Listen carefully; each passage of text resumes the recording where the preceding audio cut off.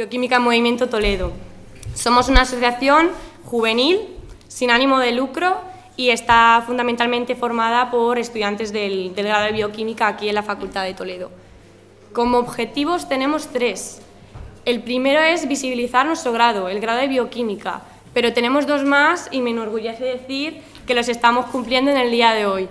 Crear lazos entre los estudiantes de biociencias a nivel nacional y también la divulgación científica a través de charlas como la que se va a impartir hoy. Antes de dar paso al coordinador de charlas, que va a hacer una breve introducción a nuestro ponente, quería desear que disfrutéis y también que aprendáis a partes iguales en este evento que nos ha costado tanto esfuerzo organizar. Ahora sí, doy paso a Molly. Buenos días a todos. En el día de hoy tenemos como invitado a uno de los científicos y divulgadores más importantes de nuestro país. Creo que no haría falta presentar a Lluís, porque estoy seguro de que la gran mayoría de nosotros hemos oído hablar de él. Y es más, no hace tanto estuvo por aquí, por Toledo, donde nosotros estuvimos escuchándole en el Alcázar. Pero por si hay algún despistado en la sala, Lluís es una persona que donde va llena las salas y auditorios. Solo hay que ver cómo está el salón de grados en el día de hoy. Lluís Montoliu nació en Barcelona en el año 1963, es licenciado y doctor en Biología por la Universidad de Barcelona y ha trabajado en ciudades como Barcelona, Madrid y Heidelberg, Alemania. Es investigador del Consejo Superior de Investigaciones Científicas, el CSIC, y del Centro de Investigaciones Biomédicas en Red en Enfermedades Raras en Ciberer, Instituto de Salud de Carlos III, en el Centro Nacional de Biotecnología de Madrid, del que es vicedirector. Es el director del Nodo Español del Archivo Europeo de Ratones Mutantes, ESMA. Es profesor honorífico de la Universidad Complutense de Madrid. Además, como actividad divulgadora, colabora en el programa de Radio Nacional, A Hombro de Gigantes, ha participado en programas como Órbita Laica y es amante de la genética y de la ética, y es por ello que escribe artículos de divulgación en su blog de Naucas. Además, admiro las capacidades divulgativas de Lluís porque es incluso capaz de explicar fenómenos biológicos como la mitosis o la meiosis con simples figuras de Tente en su canal de YouTube. Como ya sabemos una de las razones por las que estamos aquí es porque es autor de varios libros de divulgación. Por ejemplo, en 2019 publicó Editando Genes, recorta, pega y colorea, y este año ha publicado su último libro, Genes de colores. Espero que disfrutéis de la presentación de estos 2 libros y que los flipéis en colores. Muchas gracias y un fuerte aplauso para Lluís.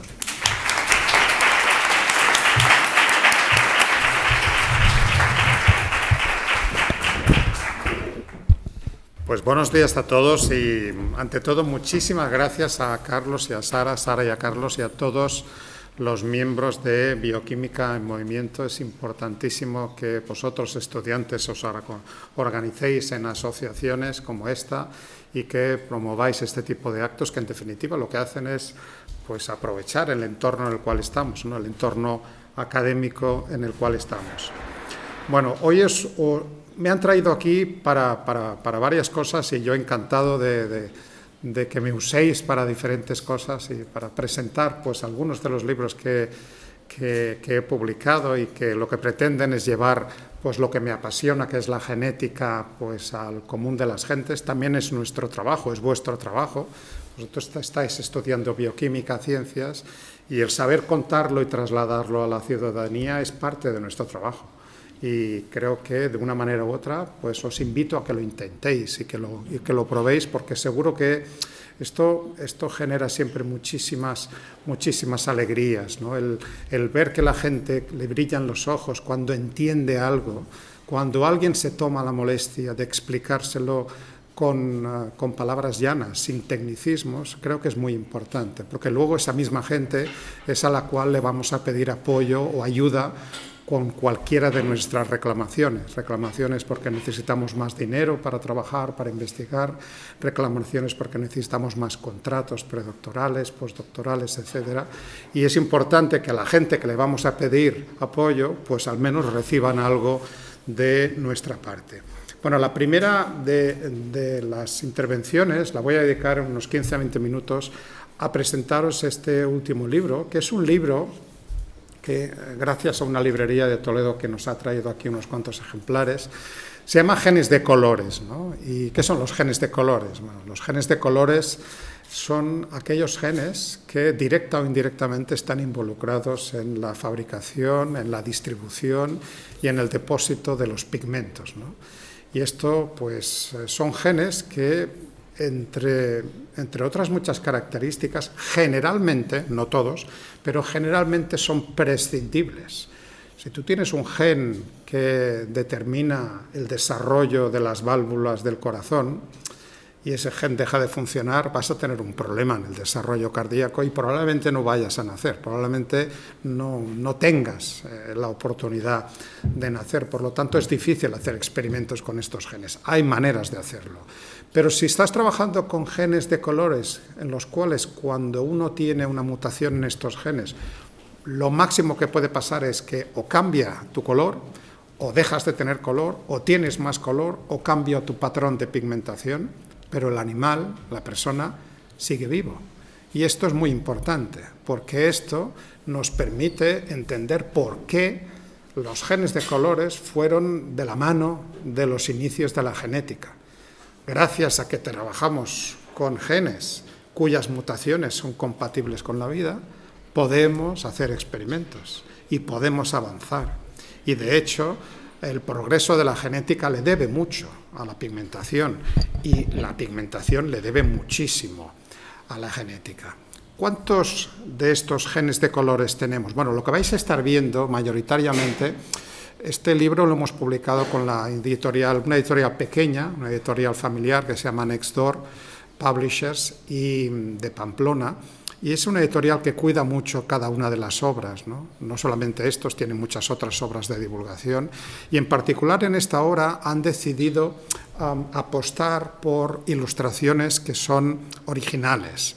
Estas ilustraciones son de un ilustrador profesional que se llama Jesús Romero, con quien me senté y le expliqué qué es lo que quería contar en cada uno de los capítulos. Y él lo que hizo fue hacer ilustraciones alegóricas que tienen mensajes ocultos. Por lo tanto, cuando alguien se ojee el libro y si luego le echáis un vistazo, yo os invito a que miréis cada una de las ilustraciones, luego leáis el capítulo correspondiente y cuando acabáis el capítulo volváis a mirar la ilustración. Igual veis cosas distintas que no habíais visto, ¿no? Estos se llaman huevos de Pascua, los Easter eggs, ¿no? Cosas escondidas que están ahí que luego te das cuenta, ¿no? Y esto es un talento que tiene Jesús y que intenta plasmar en cada una de estas circunstancias. Este libro, pensad que es un libro en el cual la genética es una excusa para trasladar un poco de conocimiento de algo que está en la boca de todos, ¿no? Hablar del color de los ojos, del color del pelo, del color de la piel, hablar del color que tiene mi gato, o el gato de mi amigo, o el perro de mi amigo, o el caballo, o hablar de pulpos o de camaleones. Esto es algo relativamente habitual, ¿no?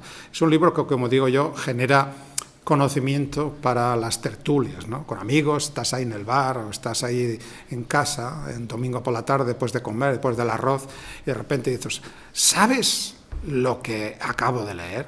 Algo que te permite iniciar una conversación y que genera su poquito de satisfacción, ¿no?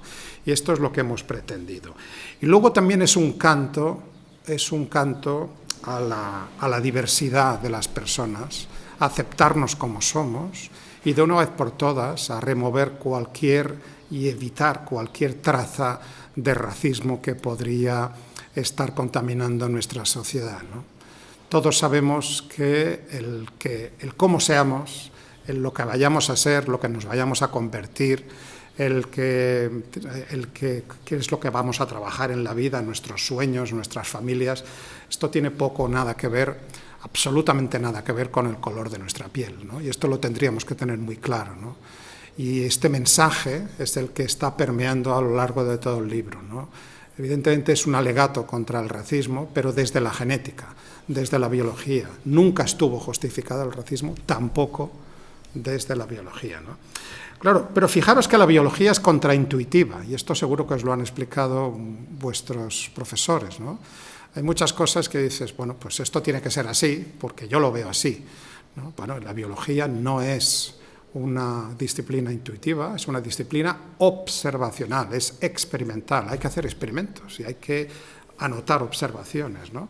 Claro, si yo os pregunto, aquí tenéis dos grupos de dos chicas, y os pregunto, ¿cuál de estas dos chicas, de grupos de dos chicas, creéis que son más distintos, ¿no?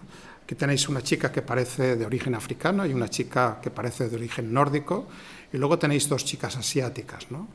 Entonces, lo que la intuición nos llevaría es a decir, caramba, las 2 chicas asiáticas tienen que ser más similares, mientras que las otras 2 obviamente son más distintas, ¿no?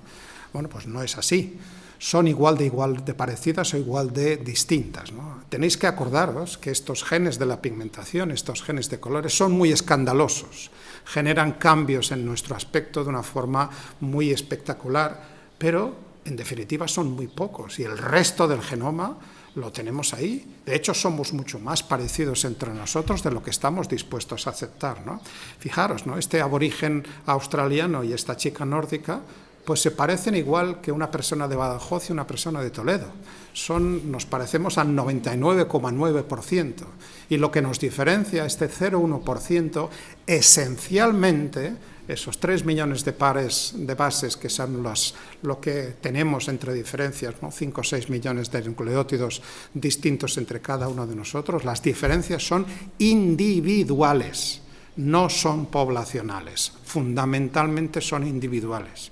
El 85% de las diferencias son individuales, solamente un 15%, obviamente que lo hay, que pertenecen a poblaciones. Por lo tanto, fijaros, de nuestro genoma, de los 3.000 millones de pares de bases, un poquito más ahora que tenemos, pues repartidos en los 23 cromosomas, de los más de 20.000 genes que tenemos, pues un poquito menos de 700 son los genes que tenemos de color. Esto es aproximadamente un 3%, que si lo pensáis, pues depende, ¿no? No sé si es mucho o es poco, yo creo que es un número significativo, es un número significativo, lo cual nos dice que sirven para algo. Quizá nosotros, como especie, hemos aprendido a utilizar ropa y a protegernos, estamos dentro de un edificio, no estamos al sol, pero para el resto de especies animales la protección frente a la radiación solar es esencial. Y el camuflaje, tanto si son presas como si son depredadores, ¿no? El no ser visto, el mostrar colores al sexo contrario, ¿no? Para suscitar interés. Evidentemente esto es un interés, una aplicación reproductiva, e incluso el comunicarse, ¿no?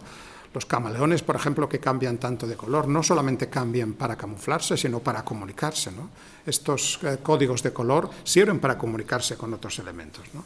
Por lo tanto, somos mucho más parecidos cualquier ser humano que esté en la planeta de lo que estamos dispuestos a conocer. Por eso las razas no existen.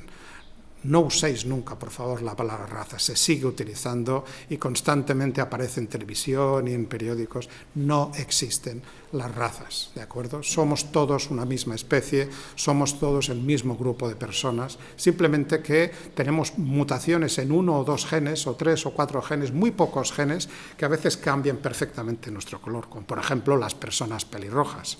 Las personas pelirrojas, que son las que suscitan el interés, ¿no? Por ejemplo, a ver, aquí tenéis un ejemplo, ¿no? No voy a desvelar ningún más spoiler, ¿no? Pero yo le explico a Jesús que me dibuje en una imagen el interés que suscita una persona pelirroja, y a él se le ocurre pues generar un grupo de personas en un ascensor. Esto es un ascensor.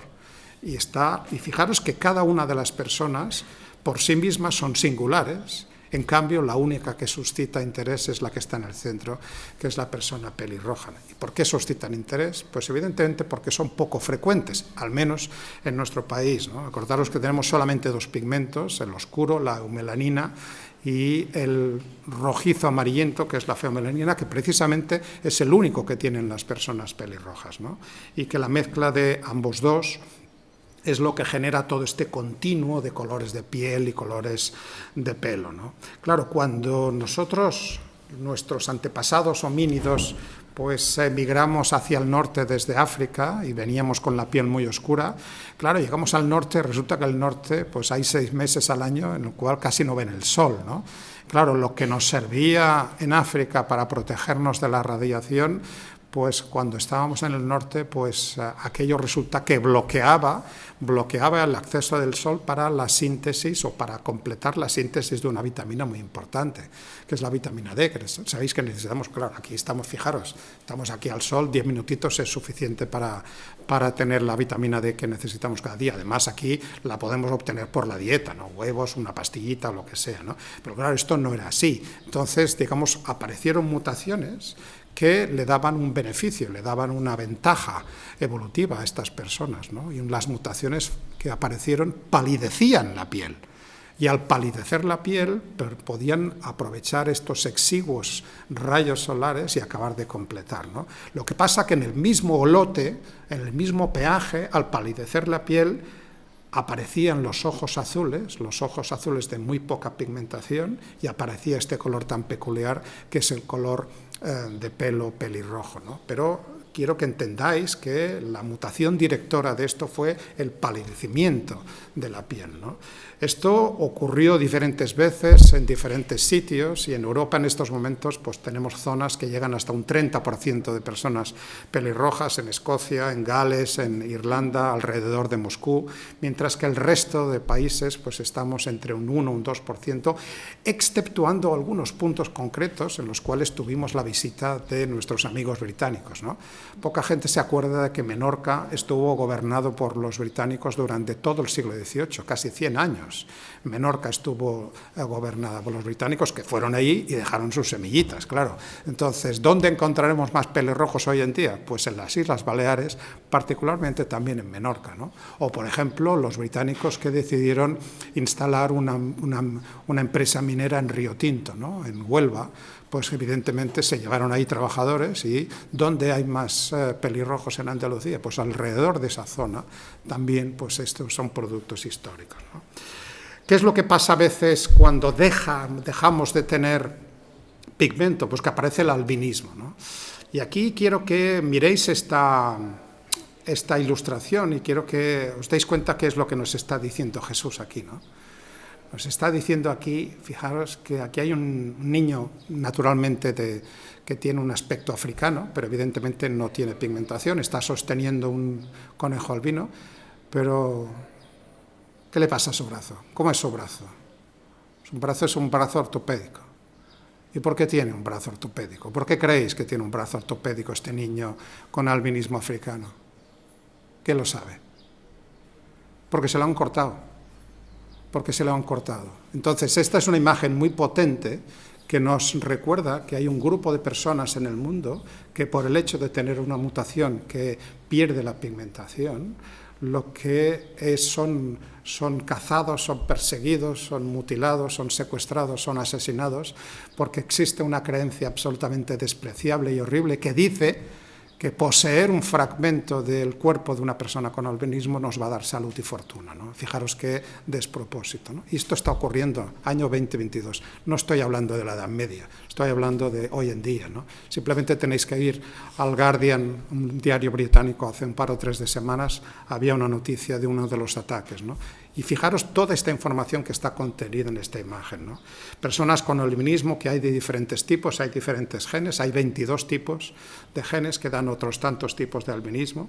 Fijaros, este es un chico negro de Camerún, un chico negro de Camerún, pero efectivamente con albinismo, y por eso tiene, fijaros en el color del pelo, es un color de feomelanina, ¿no? Que es la que está afectada, ¿no?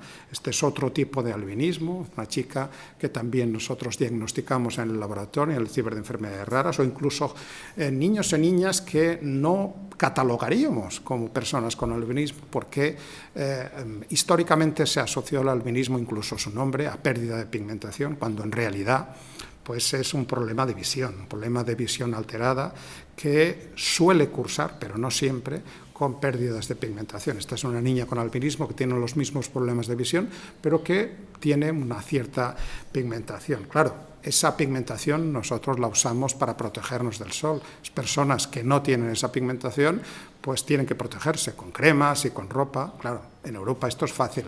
En África no lo es tanto. Entonces, claro, se generan lesiones que pueden acabar en cánceres y pueden llevarse. De hecho, la mayor parte de personas con albinismo en África fallecen de forma gratuita e innecesaria antes de llegar a los 40 años. Pero esto no es una maldición divina, porque esta chica, Ana, es una chica de Guinea, que nació en Guinea, pero creció en Europa. Por lo tanto, con los cuidados adecuados, una chica negra con albinismo, crecida en Europa, no tiene por qué mostrar esos problemas, ¿no? Claro, en África tenemos siempre la visión muy cómoda desde el sofá de nuestra casa, desde Europa, ¿no? Que África es como todo, es un mismo saco, ¿no? Como que es una persona de origen africano, ¿no? Bueno, África es muy grande, ¿no? Hay 1.000 millones de personas, hay 64 países, hay muchos grupos poblacionales, ¿no? De hecho, las personas con la piel oscura no son ni mucho menos todos iguales, lo cual nos está diciendo que evolutivamente probablemente provienen de grupos que han acumulado distintas mutaciones. Acordaros que nosotros, nuestros antepasados, incluso antes de los homínidos, los primates de los cuales devenimos tanto los primates actuales como nosotros, estábamos en la selva y evidentemente teníamos mucho pelo en el cuerpo y el pelo nos protegía del sol, pero como los chimpancés actuales, si os acercáis y retiráis el pelo del chimpancé veréis que la piel es rosadita, no tienen pigmento en la piel porque el pelo es suficiente. Claro, cuando nuestros antepasados decidieron ir hacia el norte, desde las zonas selváticas del centro de África, hacia la sabana o hacia el sur, hacia Sudáfrica, ahí hace mucho más calor. Y ahí no hay tantos árboles y ahí evidentemente para controlar la temperatura hay que sudar y para sudar te molestan los pelos, entonces hubo que generar mutaciones o seleccionar mutaciones que aparecieron al azar naturalmente que acabaron pues fijando pues personas o antepasados nuestros que perdían el pelo. Pero claro, al perder el pelo, la piel no tenía pigmento, por lo tanto tuvieron que aparecer mutaciones que oscurecían la piel, ¿no? Mutaciones que acumulan más pigmento en los queratinocitos, ¿no? Y eso fue lo que ocurrió, y así. Y la fuerza directora no fue solamente la protección frente a la radiación solar, sino la protección frente a la degradación por parte de la luz ultravioleta de otra vitamina, en este caso de ácido fólico, que sabéis que es importante para el desarrollo embrionario y para la reproducción. Sin ácido fólico no vamos bien.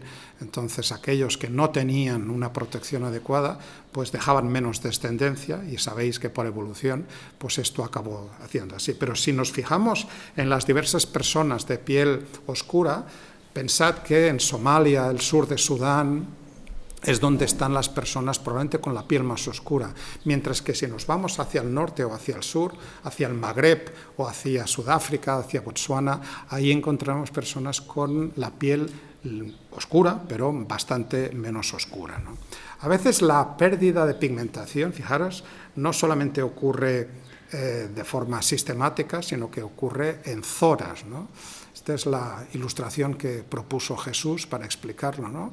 Fijaros que todos tenemos en casa o conocemos amigos que tienen mascotas, perritos, gatitos, con manchas, y estas manchas en la cara nos parecen estupendas, ¿no? Les hacemos fotos, pero cuando las vemos en una persona nos molestan, nos generan rechazo. Estas personas sienten rechazo porque evidentemente esto se llama vitíligo y es una enfermedad autoinmune de pérdida localizada de células pigmentarias que no se contagia, que tiene en parte un origen genético, pero evidentemente estas personas se cansan de dar explicaciones y acaban pues solucionándolo pues con maquillaje, acaban ocultando esta situación, ¿no? Esta situación que habréis visto con diferentes modelos que se han hecho famosas por mostrarlo valientemente, decir yo soy así, este es mi cuerpo y no necesito maquillarme. Y bueno, pues algunas empresas de ropa las han utilizado pues porque generan mucho. Entonces fijaros lo que es el utilizar o no utilizar maquillaje, el tener que dar o no tener que dar explicaciones, incluido pues un determinado cantante que recibió a lo largo de su vida muchas críticas por muchas cosas que hizo y en parte también porque supuestamente estaba transformándose en una persona sin pigmentación. Bueno, lo que hacía era combatir el vitíligo. Él había heredado el vitíligo, Michael Jackson, de su padre.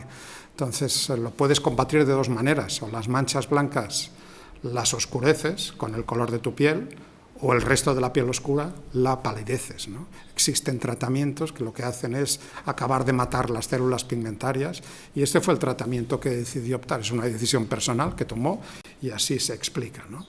Bueno, ¿qué decir de los colores de los ojos, ¿no? Rápidamente, ¿no? Bueno, os he dicho que tenemos dos pigmentos, el oscuro y el naranjito, ¿no? ¿Cómo explicamos el color azul de los ojos, ¿no? Tenemos colores de ojos marrones, pero tenemos colores de ojos verdes y colores de ojos azules estupendos, ¿no? ¿Dónde sale el color azul? Bueno, no sale de ningún lado. Siento decepcionaros, pero ese color es un efecto óptico. el color de estos ojos azules no lo explica la biología, lo explica la física. La física, vía un efecto que se llama el efecto Tyndall, lo que sucede cuando veáis una persona de ojos violetas, verdes, azules, pensad que es una persona que tiene poco pigmento. Y esos pocos granos de melanina lo que hacen es absorber toda la radiación del espectro lumínico, excepto las de menor longitud de onda, que son precisamente, si os acordáis del espectro, las del rango del violeta y del azul. Por lo tanto, fijaros que esa explicación es la que permite que nosotros nos creamos y veamos que tenemos ojos azules y los disfrutemos, que siguen siendo bellísimos, pero no hay un pigmento azul, ¿no? De hecho, es la misma explicación por la cual si levantamos la cabeza vemos el cielo de color azul. Las moléculas que están suspendidas en el aire son las que van a dispersar y reflejar las radiaciones en el rango del azul, mientras que vamos a absorber el resto de las radiaciones. Por eso el cielo es azul y por eso nuestros ojos, quien los tenga, pues también son azules. No quiere decir del pelo, ¿no? Del pelo, de las infinidad de colores, ¿no? De colores que tenemos, tanto de pelo moreno, pelo rubio, pelo pelirrojo. Bueno, lo que nos dice la genética es que esta variabilidad, si está en algún sitio, está en Europa.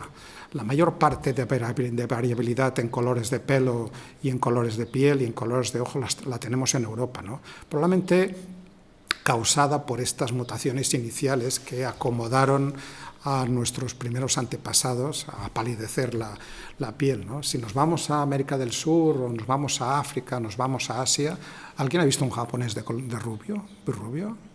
Es muy raro, ¿no? Claro que existen, seguro que hay alguno, ¿no? Pero en general, personas asiáticas suelen tener el pelo negro, ojos negros y una piel más o menos oscura, lo mismo en América del Sur. En América del Norte, gran parte derivada de Europa, tienen la misma variabilidad, ¿no? Con lo cual, fijaros que esto también, hay muchos genes que explican el porqué, y de hecho lo más complicado es generar el pelo rubio.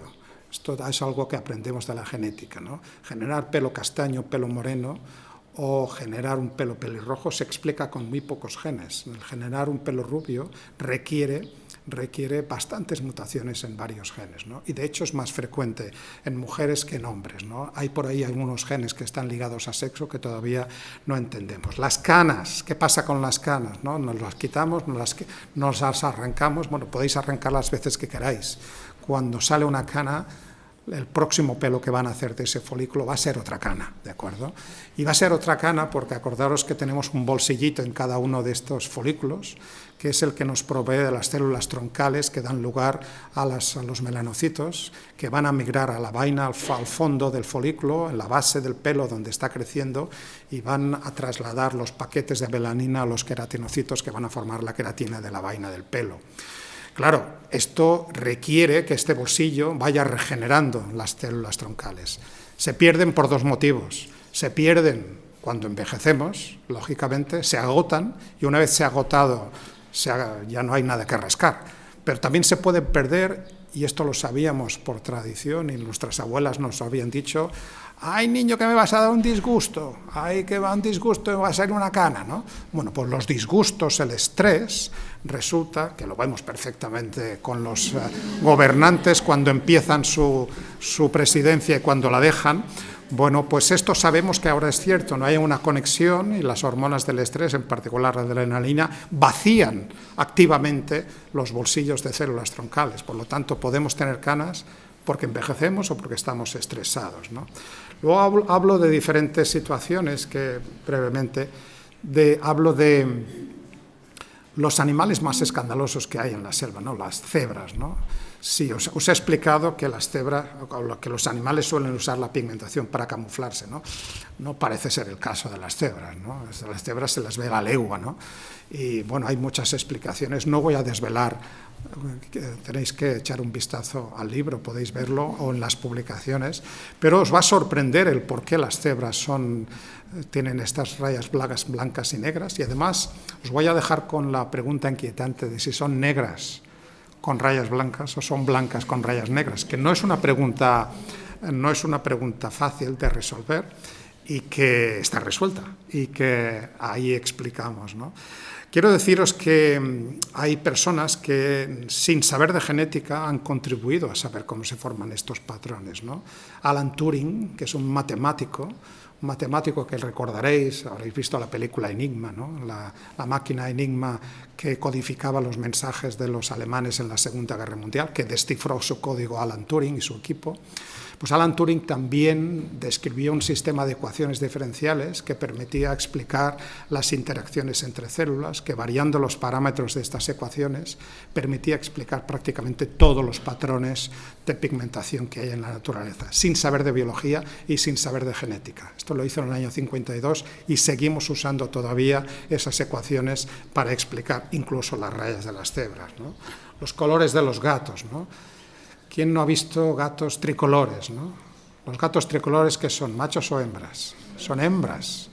¿Y por qué son hembras, no? Porque a diferencia de otras especies, acordaros que los gatos, uno de los genes principales que regula la pigmentación está en el X. Y acordaros que las hembras tienen 2 X, que esto es incompatible con la vida, que los 2 cromosomas funcionen, y uno de los 2 se tiene que inactivar. Y en función de qué alelo se nos inactive, pues vamos a manifestar el otro. Y esto ocurre, como sabemos, durante el desarrollo embrionario. Por lo tanto, esas manchas de diferentes colores que aparecen en los gatos son de origen epigenético y por lo tanto son azarosos. Y por lo tanto, cuando vemos una gata tricolor con estas características, sabemos que es una gata única en el mundo. No puede haber otra gata igual que ella, porque las manchas se habrán producido al azar, ¿no? Bueno, los campeones del camuflaje, ¿no? Aquí que veis, ¿no? Se intuye un pulpo por aquí, ¿no? Bueno, pues el pulpo tiene muchísimos mecanismos para utilizar estos genes de colores, diferentes capas, diferentes pisos que los va combinando. Además, el pulpo tiene sensores visuales en todo su cuerpo, ¿no? Todo su cuerpo es un gran ojo, ¿no? Por eso puede tener zonas de su cuerpo que se adaptan al pigmento o al entorno de esa zona del cuerpo, mientras que otra parte del cuerpo se adapta a la roca que tiene otro color que está, ¿no? Puede cambiar de color en diferentes partes del cuerpo. Lo mismo los camaleones utilizando diferentes cuestiones, ¿no? Estoy acabando esto, solamente deciros que gran parte de lo que sabemos de la genética de la pigmentación se lo debemos a esta señora, ¿no? Y que yo cuando le expliqué la historia de Avi Lathrop es a quien dedico yo este libro. Avi Lathrop es una gran olvidada. No era genetista, no era investigadora, pero una gran mujer, una mujer que tenía una enfermedad, una anemia perniciosa, empezó su vida laboral como profesora de primaria, pero tuvo que dejarlo por la enfermedad y reconvirtió su vida a una granja de mascotas, de ratones de colores. Y allí hizo los cruces para conseguir ratones que fueran pues estables en cuanto a su pigmentación. Y sin darse cuenta, ella acabó generando las líneas congénicas consanguíneas que seguimos utilizando hoy en día y sentó las bases de la genética del ratón. Fijaros, en 2002, cuando el segundo genoma de mamíferos que se secuenció, que fue el genoma de ratón, el ratón que se secuenció fue uno que se llama C57 Black 6, que es un ratón que viene, si vamos para atrás, de generación en generación, viene directamente de las manos de Avi Lathrop, ¿no? Jesús la interpretó como esta flautista de Hamelín, con este manto de ratones, y bueno, acabo el libro pues planteándoos una serie de cuestiones, ¿no? Podemos hacer bebés a la carta. Esta es una cigüeña electrónica que nos va a entregar nuestro bebé, que lo hemos escogido, rubito y con los ojos azules. Bueno, esto no es posible, para empezar, a pesar de que haya clínicas, no en España afortunadamente, pero fuera de España, que así lo anuncian y engañan a las parejas. Pero yo os pregunto, si fuera posible, si fuéramos posibles controlar estos centenares de genes, ¿sería éticamente aceptable? Si algo tenemos que hacer en la ciencia es contribuir a disminuir las diferencias que hay entre la gente de la sociedad. Lo que no podemos hacer nunca es aumentar las diferencias. Si yo quiero que mi hijo o mi hija que tenga los ojos azules y sea rubio o rubia, es porque estoy pensando que va a tener un éxito social mayor que si no tuviera estas características, ¿no? Estoy presuponiendo un éxito social y económico, y esto genera mayores diferencias, ¿no? Y no creo que sea esto lo que debamos hacer, al menos esto es lo que opino y así os lo plasmo en el libro. Bueno, pues hasta aquí lo que os quería contar de Genes de Colores, y recordaros pues que disfrutéis de estas ilustraciones de Jesús, que es un ilustrador venezolano que trabaja aquí en Europa y lo hace estupendamente. Y bueno, pues ahora si tenéis alguna cuestión, yo encantado de resolverosla. Muchísimas gracias.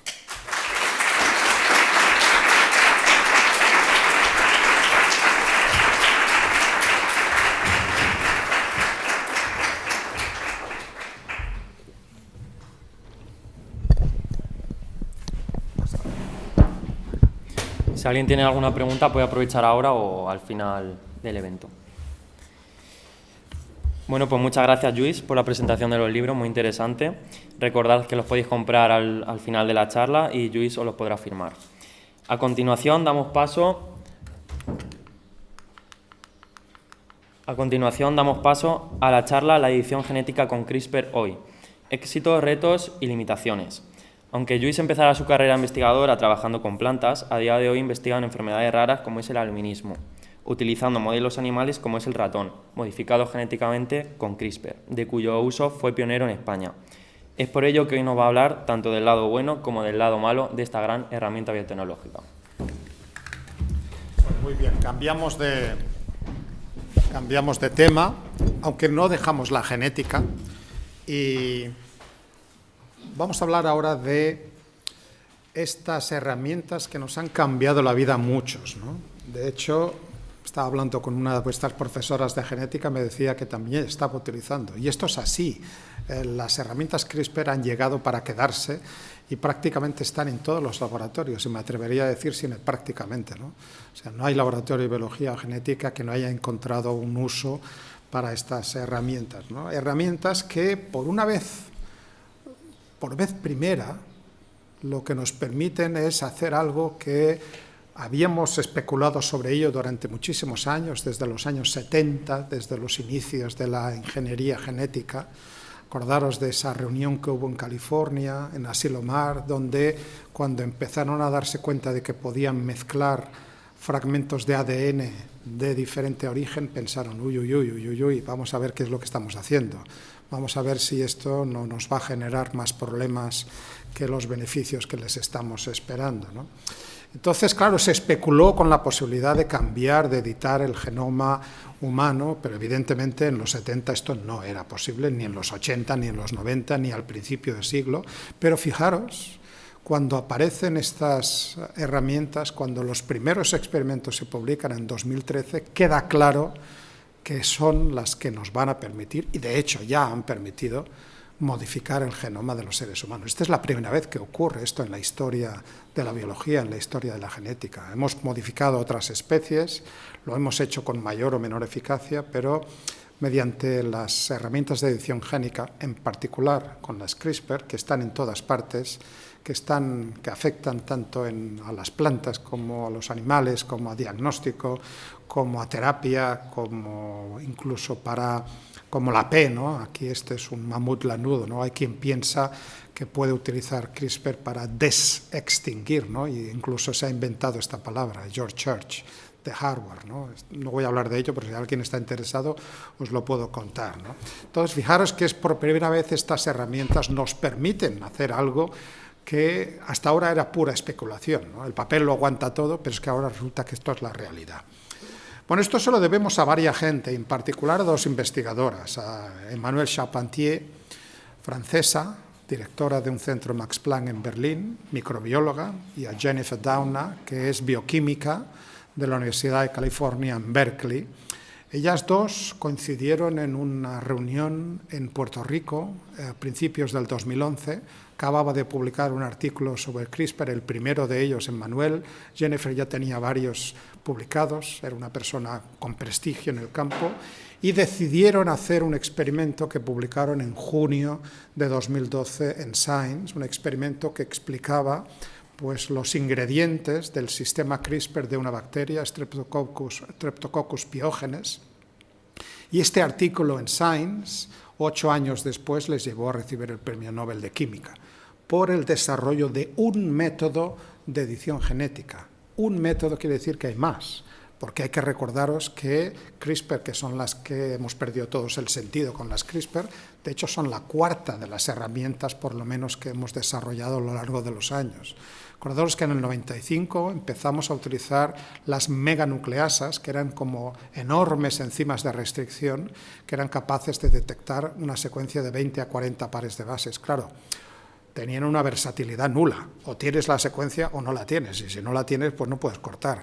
Años después aparecieron las meganucleasas recombinantes que permitían cambiar el target, la diana, pero durante muchos años no tenían demasiada utilidad. Luego aparecieron herramientas híbridas, artificiales, mezclando dominios de diferentes proteínas. Primero las nucleasas unidas a dedos de zinc, y luego las nucleasas TALEN en 2001 y 2011 respectivamente. Las TALEN tuvieron mala suerte, ¿no? Porque aparecieron un par de años antes de las CRISPR y no tuvieron tiempo de triunfar, a pesar de que tienen muy buena aplicación, y de hecho tener unas buenas herramientas TALEN que funcionen puede ser tan o mejor que utilizar las herramientas CRISPR, ¿no? En definitiva, esto no es lo relevante es lo que hacen. Y lo que hacen nos lo dijo un investigador español, nos lo dijo este microbiólogo de la Universidad de Alicante, Francisco Juan Martínez Mojica, que fue el que se percató que tanto en bacterias como en arqueas hay una curiosa organización de una zona de su genoma, ¿no? Los biólogos y las biólogas, los bioquímicos y las bioquímicas, quizás ya os habéis dado cuenta, pero una de las facetas que tenemos es que estamos continuamente buscando patrones, ¿no? Un patrón denota algo interesante, ¿no? Cuando algo es entrópico, está totalmente desordenado, pues es producto de la mutación, del azar, y esto no tiene demasiado interés. Pero cuando tú ves en un genoma secuencias repetidas, pautadas, separadas por el mismo tamaño, con secuencias que son aparentemente distintas, pero estos rombos que son secuencias idénticas, cuando tú ves este patrón y te das cuenta que estas bacterias llevan miles de millones de años sobre la Tierra, pues te das cuenta de que aquí tiene que haber un porqué. Tiene que haber un porqué, porque es que si no, no hay manera de explicar ese patrón. Si lo dejáramos todo al azar, ese patrón desaparecería rápidamente, ¿no? Y esto se lo tenemos, ahora es muy fácil explicarlo esto a toro pasado, pero esto se lo tenemos que agradecer a Francis. Francis fue el primero que se percató de ver estos patrones y durante muchos años, él lo descubrió en el 93, unos japoneses lo habían descubierto en otra bacteria antes en el 87 y unos holandeses en el 91, pero él, a diferencia de los grupos anteriores, decidió dedicar el resto de su vida a intentar entenderlo, ¿no? En el 93 descubrió primero estos patrones en unas arqueas de unas lagunas de salinas de Santa Pola, de Alicante, y en el 2003, 10 años más tarde, dio con la solución, ¿no? 10 años más tarde. Alguien me dirá, pero si el paper lo publicaron en 2005, ¿por qué dices 2003? Porque tardó 3 años en conseguir que se lo publicaran, ¿no? Porque nadie se lo creía. Un investigador desde Alicante, la gente pensaba que ahí la gente está tomando el sol, tomando sangría, tocando la guitarra, y de repente hay un tipo desde Alicante que dice que las bacterias tienen un sistema inmunitario de defensa de base genética que además es adaptativo. Venga ya. Y resulta que no tiene colaboradores en la publicación extranjeros, que solamente tiene estudiantes predoctorales y algún otro colega. Pues esto, pues evidentemente es lo que son las cosas, ¿no? Esta misma observación, probablemente lanzada desde Harvard, desde San Francisco, desde Londres, pues hubiera tenido otro recorrido. Él acabó publicándola en Journal of Molecular Evolution en 2005, y lo que son las cosas, los buenos trabajos se leen, da igual donde aparezcan publicados, ¿no? Jennifer Doudna y Emmanuel Charpentier acabaron leyendo este trabajo, ¿no? Y gracias a que leyeron el trabajo de Francis pudieron proponer ese experimento que les llevó a ganar el Nobel. Francis se dio cuenta que estos fragmentos eran trozos del genoma de virus, de bacteriófagos, que había capturado la bacteria y que al capturarlo se había tornado resistente a esos mismos virus, ¿no? Lo cual es un sistema, si lo pensáis medio segundo, es un sistema extraordinario de defensa, y además es es de base genética, con lo cual esa defensa la trasladas a tus células hijas, con lo cual tú estás acumulando resistencia a diferentes virus que vas acumulando y trasladando a tus diferentes células hijas, ¿no? En procariotas funciona como un sistema de defensa y en eucariotas pues estos sistemas se han caracterizado y se han propuesto pues como un sistema de edición, ¿no? Que hay 12 personas que suelo mostrar yo que creo que son las relevantes, que han aportado pues en diferentes momentos, empezando por Francis y acabando por los 4 genetistas que están en la última línea, que son los que realmente validaron la propuesta de Charpentier y Dunna. Charpentier y Dunna no comprobaron que esto funcionaba como una herramienta de edición. Lo propusieron, pero fueron ellas las que la Academia Sueca de Ciencias reconoció para el Premio Nobel. Quienes lo comprobaron fueron en enero de 2013 Feng Zhang y George Church, el que os decía del mamut, ¿no? Pero George Church es admirable por muchas otras cosas, ¿no? En particular también por haber hecho, junto con Feng Zhang, de forma independiente, la primera comprobación. Acordaros que estas son las herramientas que nos mostraron Charpentier y Dunna en 2012. Es un sistema binario, una molécula de ARN que se aparea con nuestro gen favorito y que corta, porque eso es lo que hace. Estas herramientas son nucleasas, cortan la Cas9. Cas9 es una de estas nucleasas de Streptococcus pyogenes. Y lo que estamos utilizando hoy en día pues es algo un poquito distinto, la mayor parte de nosotros. Todo lo que veis en pantalla es comercial. Esto es muy importante porque esto democratiza esta invención, ¿no? Este hallazgo. Esto hace que todo el mundo, igual si estás en Uruguay, estás en Mongolia, estás en Nueva York, estás en Toledo, estás en donde sea, tú puedes encargar estos reactivos y puedes hacer tu experimento CRISPR. Y esto lo haces con un coste relativamente contenido, razonable, con lo cual no necesitas de equipos sofisticados, con lo cual las buenas ideas ya sabéis que están en todas partes y todo el mundo que tenga una buena idea la puede probar, ¿no? Os decía que estos son nucleasas y que cortan el ADN, también el ARN, y de hecho en estas herramientas coinciden los 3 elementos, las 3 moléculas, el ADN, el ARN y la proteína, ¿no? Fijaros que tras cortar el cromosoma en el gen que hemos decidido, pues esta agresión que va a detectar la proteína P53, acordaros que es el guardián del genoma, entre otras, pues lo que va a conseguir es que se restaure. Y esta restauración pues progresa de 2 maneras. Se puede hacer reparándola añadiendo o quitando nucleótidos, y para eso se llaman indels, insertion deletions, y esto acaba pues rompiendo el gen. Por lo tanto, pues la mayor parte de veces cuando cortamos un gen con estas herramientas, el resultado es que el gen deja de funcionar. Pero esto es maravilloso, porque nunca antes habíamos tenido un sistema de inactivación génica específico tan eficiente como este. Ahora solamente tenemos que cortar nuestro gen favorito y esperar que la célula, la planta, la levadura, el animal, la persona, quien sea, resuelva ese corte, y al resolverlo el gen dejará de funcionar. Y esto puede tener interés terapéutico. Podemos hacer cosas más interesantes o que creíamos que eran más interesantes, ¿no? Si me habéis escuchado a mí y a otros hablar de estas herramientas hace unos cuantos años, muchos le presuponíamos a esta segunda vía de reparación muchísimo más recorrido del que ha tenido. Y de hecho tenemos que recoger amarras y tenemos que darnos cuenta de que esto no va a ser así. Esta vía, que requiere en general de la división celular, lo que permite hacer es utilizar una molécula de ADN de mono o de 2 cadenas que tiene homología a izquierda y a derecha del corte y que nos permite introducir secuencias ad hoc, secuencias que no estaban. Ahora sí que estamos editando, estamos generando, estamos cambiando, ¿no? Claro, esto tiene un obvio interés en terapia génica. Y muchos pensábamos, yo el primero, que esta sería la vía con la cual íbamos a utilizar estas herramientas. Bueno, en realidad, ya os anticipo lo que voy a comentar de aquí en unos minutos. Esto no es así. Seguimos sin saber, sin controlar muchas de las proteínas que están asociadas a esa recombinación homóloga, a esa restauración en base a homología, y además hay muchas células que no se dividen, por ejemplo, los fotorreceptores de la retina, por ejemplo, muchas neuronas, y que tenemos que corregir. ¿Y cómo lo hacemos? Pues no podemos utilizar este sistema, ¿no? Por lo tanto, fijaros que tienen que aparecer otras soluciones, y de hecho, afortunadamente, han aparecido, ¿no? ¿Qué podemos hacer con CRISPR? Un montón de cosas, ¿no? Mutar, corregir, editar, eliminar, añadir, marcar, activar, y por eso silenciar, etcétera. Por eso es una verdadera revolución, ¿no?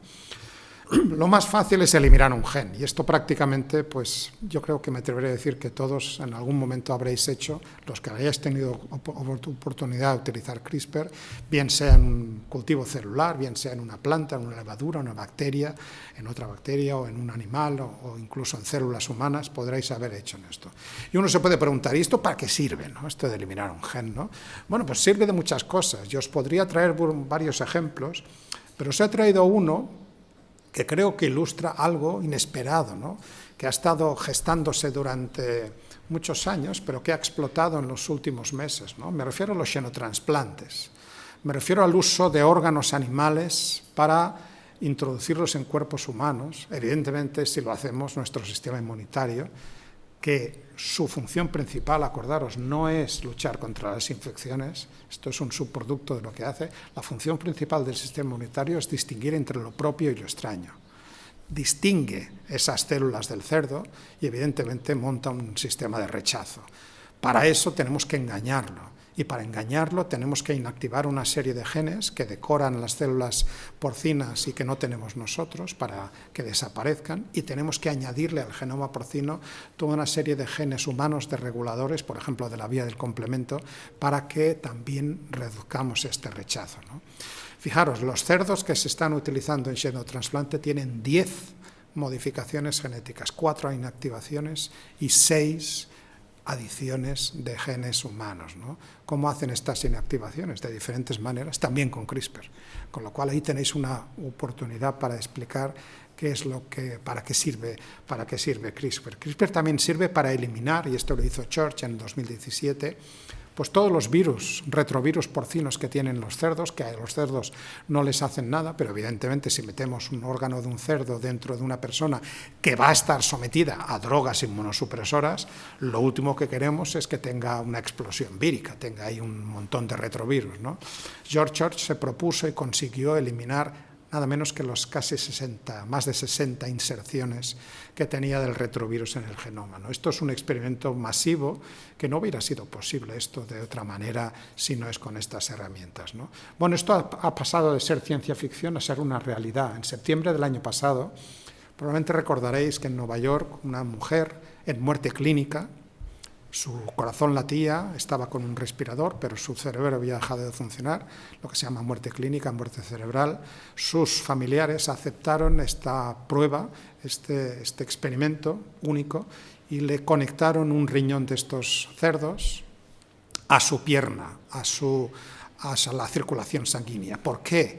Pues porque querían ver si se producía algún rechazo, y durante 54 horas, que fue las que aguantó, pues el riñón no solamente no fue rechazado, sino que hizo lo que tenía que hacer. ¿Y qué hacen los riñones? Orina. Entonces, efectivamente, funcionó. Pero lo más sorprendente fue en enero de este año, este señor David Bennett.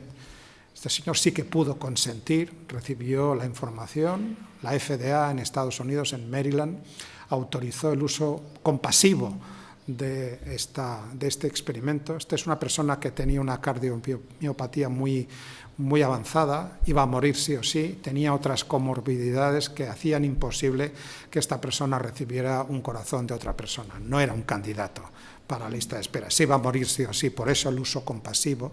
Y a él aceptó pues ser un conejillo de Indias y ser la primera persona, probablemente la primera de muchas, siempre hay un primero. En los años 60, Barnard en Sudáfrica hizo el primer trasplante de corazón. Hay muchas personas que viven gracias a tener corazón de otras personas. Bueno, quizá también ahora es el momento de abrir la posibilidad de utilizar estos órganos, que no están pensados para resolver definitivamente los problemas de esta gente, sino que lo que permiten es ganar tiempo, meses a las listas de espera hasta que puedan recibir el órgano humano que necesitan. Sabéis que esta persona, pasados los 2 meses, falleció.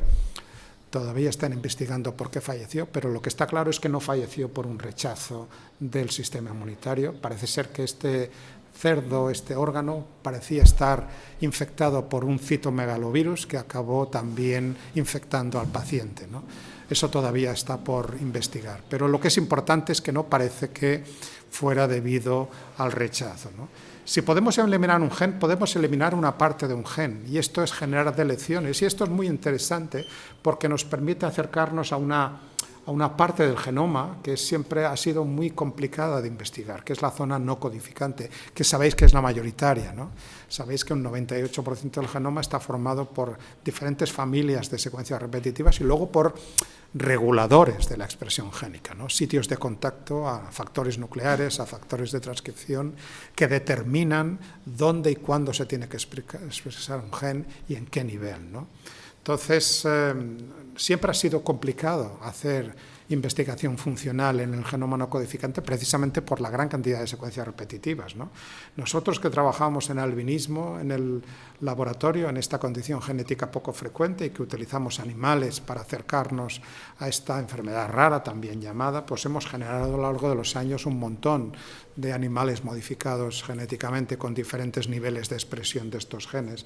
Pero ahora, gracias a las herramientas CRISPR, y gracias a este investigador que hizo la tesis con nosotros, y luego se quedó de postdoc, Davide Seruggia, italiano, que luego se fue a Boston a hacer su postdoc y ahora ha regresado a Europa y ha obtenido una IRC, ha perdido una ayuda IRC y tiene su laboratorio en Viena y está buscando gente para trabajar, con lo cual yo os recomiendo muchísimo que vayáis ahí a su laboratorio de Viena. Él fue el que, gracias a su pericia y a su perseverancia, pues logró introducir esta tecnología en nuestro laboratorio prácticamente cuando llevaba muy pocos meses en actividad en el mundo, ¿no?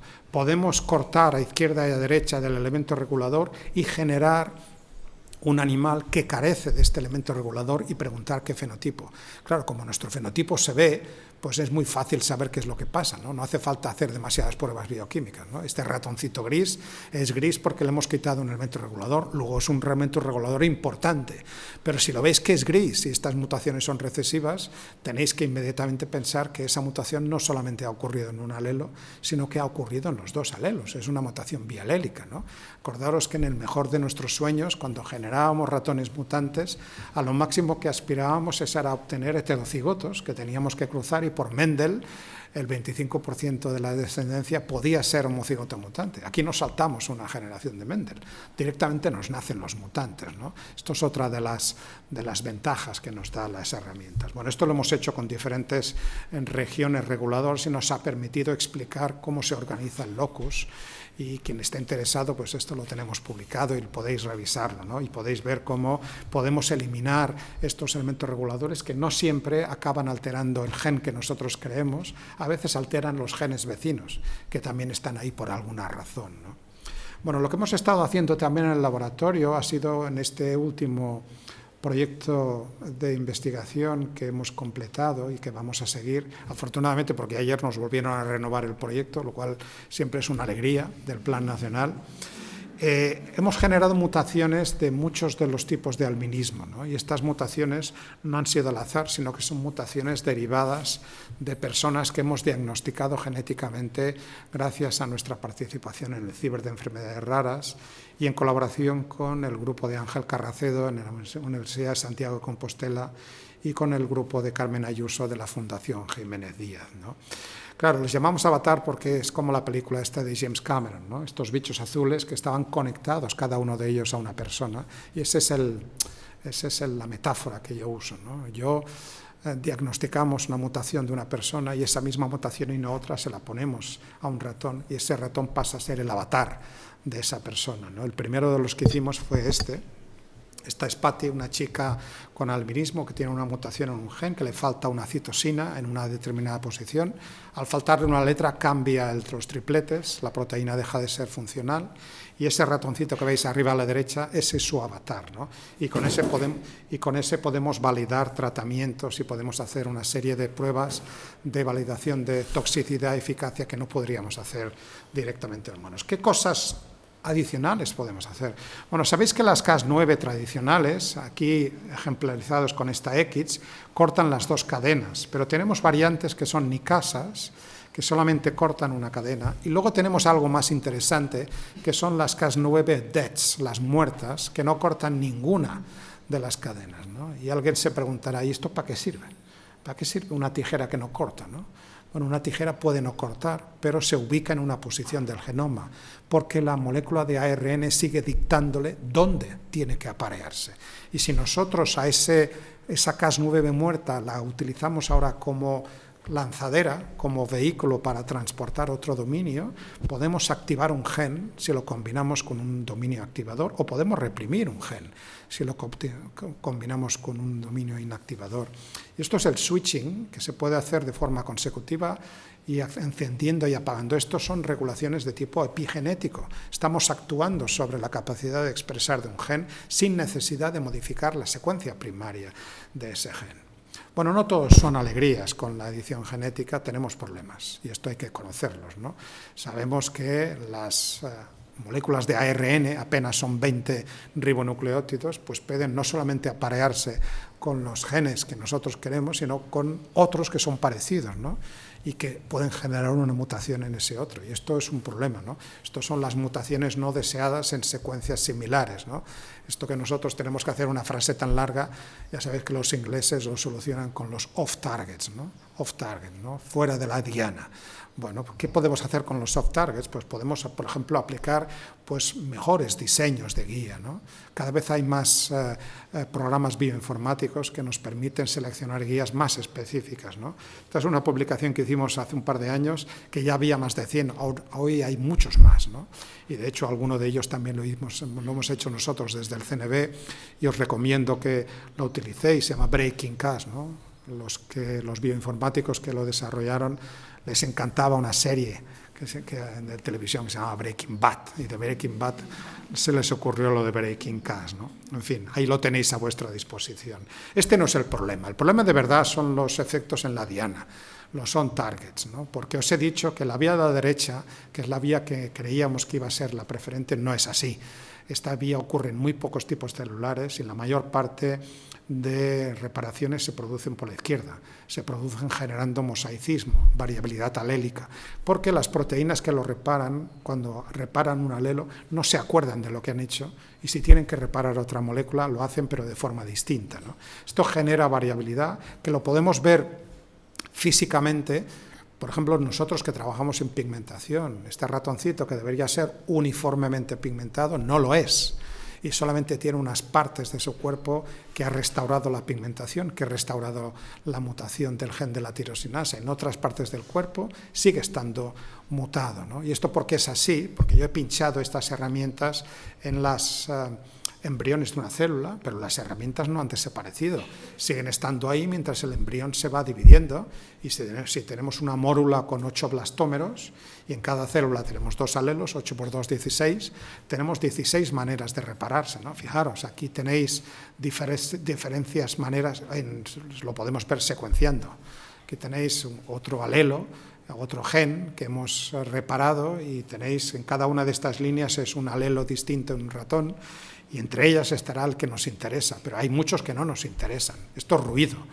Pero esto lo podemos generar y gestionar bien con nosotros en el laboratorio, porque todos los ratones, bueno, si trabajamos en laduras o si trabajamos en Arabidopsis, en plantas, todos los organismos que nos nacen fundadores son mosaicos, llevan esa multiplicidad alélica, y lo que tenemos que hacer es escoger el que lleva el alelo que nos interesa, ponerlo a cruzar para que, si tenemos suerte, en 1 o 2 cruces segreguemos el alelo que nos interesa y podemos empezar a hacer experimentos. Claro, esto lo podemos hacer estupendamente con ratones, pero esto ¿cómo lo hacemos con pacientes, ¿no? Yo que trato a una persona y le digo, mire, a usted no sé si le vamos a curar, pero quizá alguno de sus hijos herede algún alelo. Esto no funciona así, esto no es éticamente aceptable. ¿Cómo lo vamos a resolver? Bueno, pues para resolverlo tenemos que contar con otros investigadores que no estaban en esa gráfica de 12 personas, ¿no?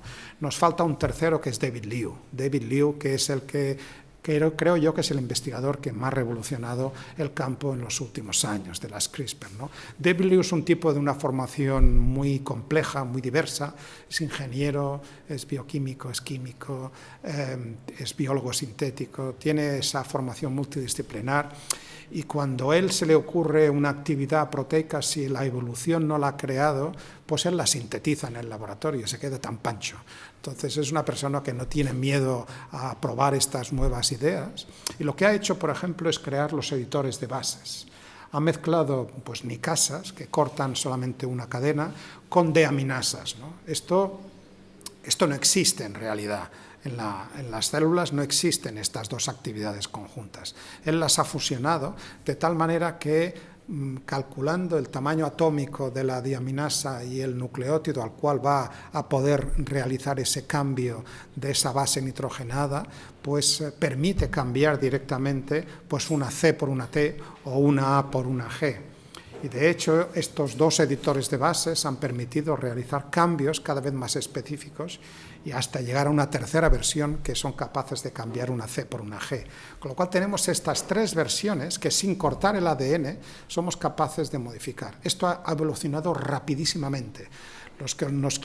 Si os habéis quedado con los primeros artículos de 2016 y 2017, pues esto ya casi que son antidiluvianos, ¿no? Porque vamos por la 15ª edición en algunos de estos editores de bases. De hecho, el problema es saber cuál utilizar, porque cuando entre que lo pides, te llega y te pones a hacer el experimento, David Liu ha sacado 3 versiones nuevas, ¿no? Que son mejores, con lo cual esto es una locura, ¿no?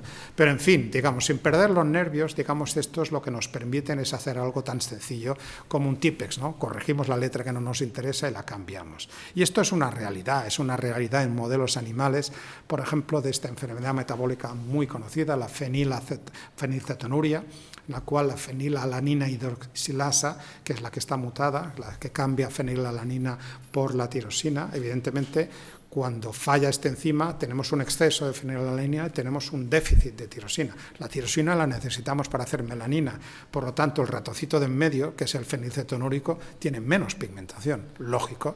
El de la derecha es uno de referencia y el de la izquierda es un fenilcetonúrico tratado con un editor de bases que restaura la mutación y por eso también restaura la pigmentación. O en modelos de progeria del propio, esto lo conocimos hace 1 año y medio aproximadamente, en el cual, pues fijaros, cambiando una sola letra del gen de la lamina, que es el que está afectado en este envejecimiento acelerado, que es una enfermedad ultra rara, afecta a menos de 1 millón de personas, afortunadamente, porque tiene consecuencias fatales. Esto consiguen en estos ratones progéricos pues que restauren su esperanza de vida normal. Pero no solamente restaurando, sino también utilizando editores de base para inactivar genes. Nosotros podemos editar unos codones, cambiar una sola letra y meter un codón de terminación, con lo cual terminamos prematuramente una proteína y la proteína deja de funcionar, ¿no? Esto es lo que han hecho estos investigadores utilizando el gen PCSK9. El gen PCSK9 es un represor del receptor de las lipoproteínas de baja densidad. Si reprimimos un represor, estamos promoviendo lo que antes estábamos reprimiendo, ¿no? Pensadlo. Y si lo que estamos haciendo es que aumenta el receptor de las lipoproteínas de baja densidad, que son las que, entre otras, están transportando colesterol, y esto está ocurriendo en los hepatocitos, vamos a retirar de la sangre más LDLs, con lo cual va a bajar la cantidad de LDLs en sangre, va a bajar la cantidad de colesterol en sangre, con lo cual va a bajar nuestro riesgo de desarrollo de enfermedad cardiovascular, ¿no?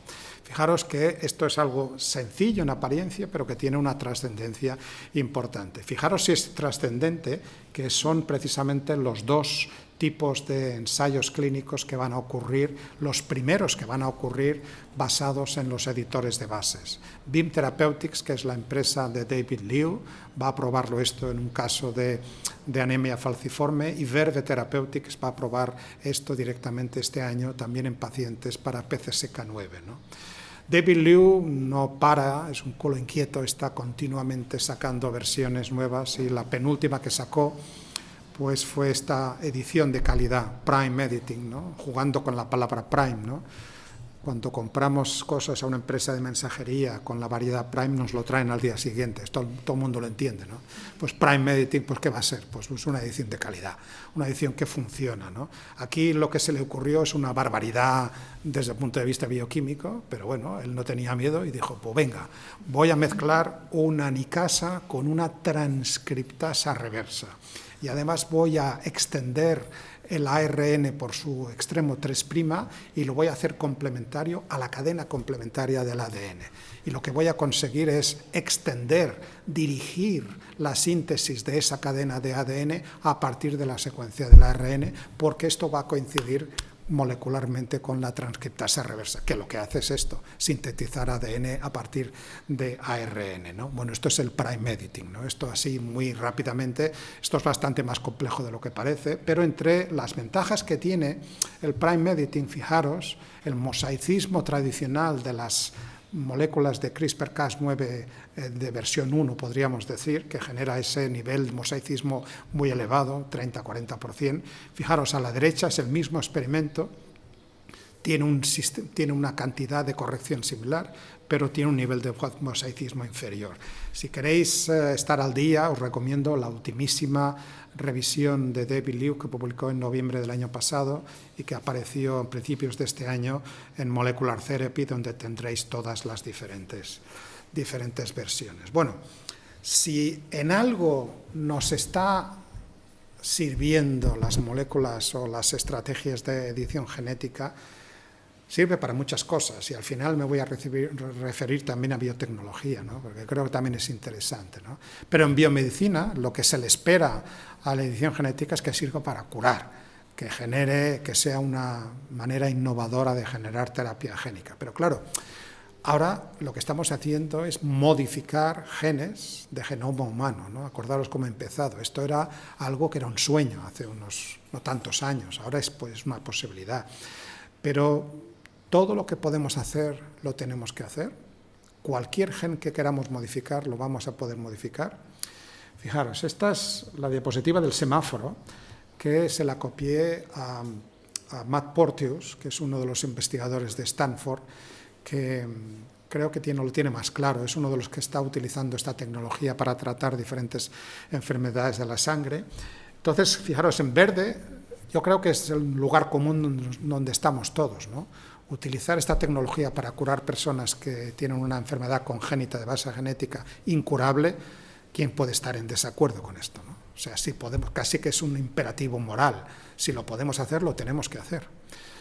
Curar un embrión, ahí ya empieza a ser el ámbar, ¿no? Por ejemplo, en nuestro país esto es ilegal. ¿Por qué? Porque nosotros firmamos el Convenio de Asturias en 1997 que impide modificar el genoma de la descendencia. Si yo me planteo hacer este experimento, pues os tengo que dar la charla desde Soto del Real, pues así de claro. Si en alguna vez nuestro país decide cambiar de parecer y tiene una mayoría parlamentaria que lo permita, pues tendremos que cambiar la ley. Mientras tanto, no. No todos los países firmaron este convenio, por lo tanto hay países que se pueden permitir pensar en modificar un embrión para modificar una persona no nacida, pero que sabemos que va a nacer con una mutación y queremos evitar que nazca con esa mutación. Eso, pues ahí lo dejo a cada uno de vosotros. Esto hay pros y hay cons para cada una de estas cosas. Y lo que creo que también, o me gustaría pensar que es donde estamos todos, es en la aplicación, creo yo, no justificada de estas tecnologías para cambiar a una persona, para mejorar una persona, que no deja de ser un eufemismo de la eugenesia, ¿no? Una persona que está sana, vamos a aplicar esta tecnología para que adquiera nuevas capacidades físicas o psíquicas, ¿no? Vamos a crear superhombres o supermujeres. Esto no es ciencia ficción, esto es una parte fundamental de una corriente filosófica que se llama transhumanismo, que tenéis que conocer porque está pegando muy fuerte en Estados Unidos y va a llegar a Europa tarde o temprano si no ha llegado ya. Y que curiosamente, tanto que admiro y aplaudo a George Church, de vez en cuando se le va un poquito el siroco. Y George Church, pues inconscientemente ha generado en su página web una lista de mutaciones que él cree que nos darían superpoderes, ¿no? Por ejemplo, si muto el gen SC9A, dejo de percibir dolor. Pues yo no sé si me interesa dejar de percibir dolor y poner la mano encima de una plancha ardiendo y no retirarla hasta que no empiece a oler a carne quemada. Pues no lo sé. No lo sé si esto es una ventaja. Por ejemplo, eliminar CCR5, que sabéis que es uno de los correceptores que usa el virus de la inmunodeficiencia para entrar y crear el SIDA, pero es que resulta que ese correceptor no está ahí para que entre el virus del SIDA, de la misma manera que el receptor AC2, que es el que utiliza SARS-CoV-2, el coronavirus, para entrar en nuestras células, no está ahí para que entre el coronavirus. Es al revés, es el coronavirus el que aprovecha de un receptor del cual nosotros no podemos prescindir, y esa es su ventaja evolutiva, para entrar, ¿de acuerdo? Con lo cual, fijaros que ahí tenemos que recordar un concepto que a veces a los transhumanistas pues se les olvida, ¿no? No fueron a clase ese día, que es la pleiotropía. Los genes sirven para muchas cosas y no podemos simplificarlo de decir, yo elimino este gen y lo que va a ocurrir es una de las cosas que sé que hace este gen. Bueno, va a ocurrir eso y todo lo que tú no sabes que también hacía ese gen, con lo cual cuidadito con esto, ¿no? Por eso es tan peligroso los transhumanistas radicales, también llamados biohackers o biopiratas, como este señor, ¿no? Josiah Steiner, que lo podéis ver en esta serie de Netflix que se llama Selección Antinatural, que si no la habéis visto os la recomiendo para que la veáis de forma crítica. Una persona que en el ejercicio de su libertad individual, evidentemente esto solamente puede ocurrir en Estados Unidos, desea modificar su propio cuerpo y quiere eliminar el gen de la miostatina, que es un regulador negativo de la proliferación muscular. Regulador negativo. Limita la proliferación muscular. Si lo elimino, ¿qué pasa? Bueno, en la naturaleza esto pasa. Hay mutantes, por ejemplo. Lo que pasa es una hiperproliferación del músculo, ¿no? El tipo este quiere hacerse un plan Hulk, ¿no? Bueno, evidentemente esto viene con peaje. Estos animales tienen que nacer por cesárea, estos animales tienen problemas de salud, tienen problemas cardiovasculares importantes, por lo tanto no es gratuito estas mutaciones, ¿no? Por lo tanto, si no era gratuito aplicárselo, imaginaros lo que fue plantear esto en embriones humanos, ¿no? El primero de los artículos fue en 2015, ¿no? Y generó muchísima polémica, pero creo que es el que menos polémica debía de haber suscitado, porque estas personas reflexionaron y hicieron el experimento en embriones humanos triplonucleares, que son los que se producen en las clínicas de reproducción asistida y de forma natural también cuando entran dos espermas en un solo óvulo. Esto permite al embrión dividirse unas cuantas veces, pero esto está condenado al fracaso y no se va a implantar nunca. Con lo cual, el hecho de que escogieron estos embriones que se rechazan en la clínica ya nos estaba mandando el mensaje de que si a alguno de estos coautores del artículo se les hubiera ido la cabeza y hubieran deseado implantar estos embriones, nunca hubieran podido dar lugar a un ser humano. Por eso quiero resaltar. ¿Y qué es lo que encontraron? Pues lo mismo que encontramos nosotros. ¿Por qué íbamos a ser distintos los humanos de los ratones? Pues encontraron mosaicismo, encontraron genes que son parecidos y que también son alterados. Y claro, esto pareció que no iba a ir más allá hasta noviembre de 2018, cuando este señor, He Jiankui, nos despertó a todos, era un lunes. A mí me despertaron unos periodistas y lo único que me dijeron por WhatsApp es, ¿ya has visto el vídeo? Y digo, ¿qué vídeo? Era el vídeo de este tipo, ¿no? Que decía que había modificado pues, varios embriones humanos, los había implantado. Inicialmente nacieron 2 gemelas, luego una tercera niña. Él había inactivado el gen CCR5, él quería generar una estirpe de humanos en su ensoñación mesiánica, quería generar una estirpe de humanos que fuera resistente al virus del SIDA, pero acordaros, él lo que estaba haciendo es modificar embriones humanos sanos. No estaba curando ninguna enfermedad, estaba mejorando. Por lo tanto, ya era una actuación absolutamente polémica. De hecho, él falsificó los informes éticos, engañó a sus colegas ginecólogos, les dio a entender que implantaran estos embriones porque eran embriones producto de fecundación in vitro. No era así, habían sido producto de esa edición genética y evidentemente no lo consiguió, generó toda la variabilidad, generó diferentes mutaciones y acabó en la cárcel pagando una suma, acaba de salir probablemente por algún tipo de compensación penitenciaria. Y claro, una de las cosas positivas, de las pocas cosas positivas de este desastroso experimento es que la pasta de dientes ha salido del tubo.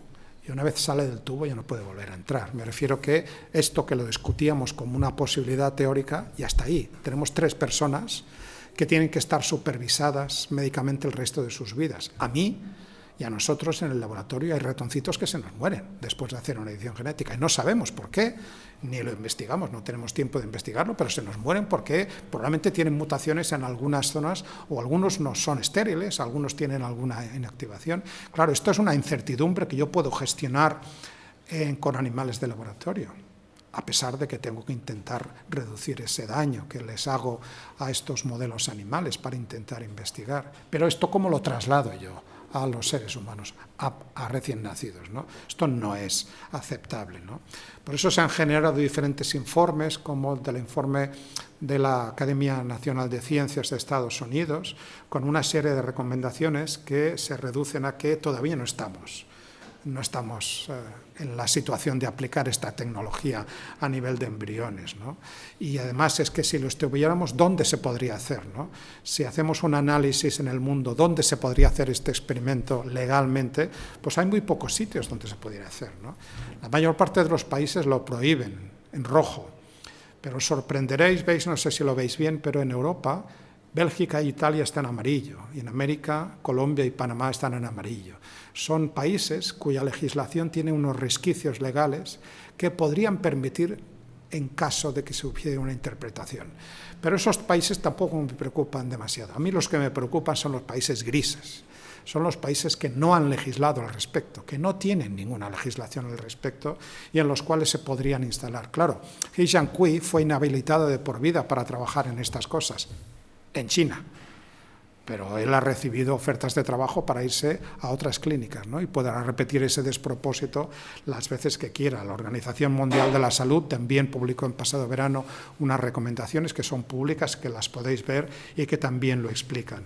Os recomiendo también otro documental en Netflix que se llama Naturaleza Humana, Human Nature, que a diferencia del anterior, este es muchísimo más serio, creo yo, y ahí veréis pues, los diferentes aspectos éticos que tiene la edición genética. Nosotros en Europa hemos lanzado una asociación, quien esté interesado se llama RISH, y lo que promueve es el uso responsable de estas tecnologías. A rish.org y podéis ver pues, todo lo que hacemos, ¿no? Por lo tanto, el uso de estas técnicas para terapia en embriones es imprudente, innecesario. Existen técnicas de diagnóstico genético preimplantacional, se puede biopsiar un embrión y decidir si se implanta el que lleva o no lleva la mutación, y esto es infinitamente mejor que intentar modificar el gen cuando todavía no lo controlamos. Pero sí que podemos usar estos embriones en investigación, también aquí en España, siempre y cuando no los implantemos, ¿no? Y esto nos lo demostró pues, Katy Niakan, del centro Crick, en Londres,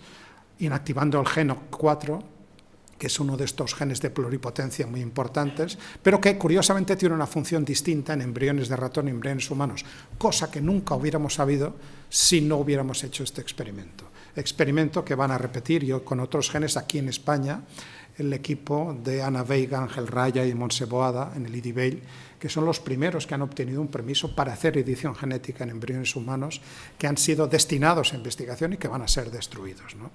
Bueno, terapia génica, nos las prometíamos muy felices y lo que queríamos hacer nosotros era cortar cerca de la mutación, darle una secuencia que fuera correcta y restaurar. Esto es lo que, si vais a escuchar las charlas de 2013, 14, 15, o leéis los artículos que se publicaban entonces, pues es lo que todo el mundo quería hacer, ¿no?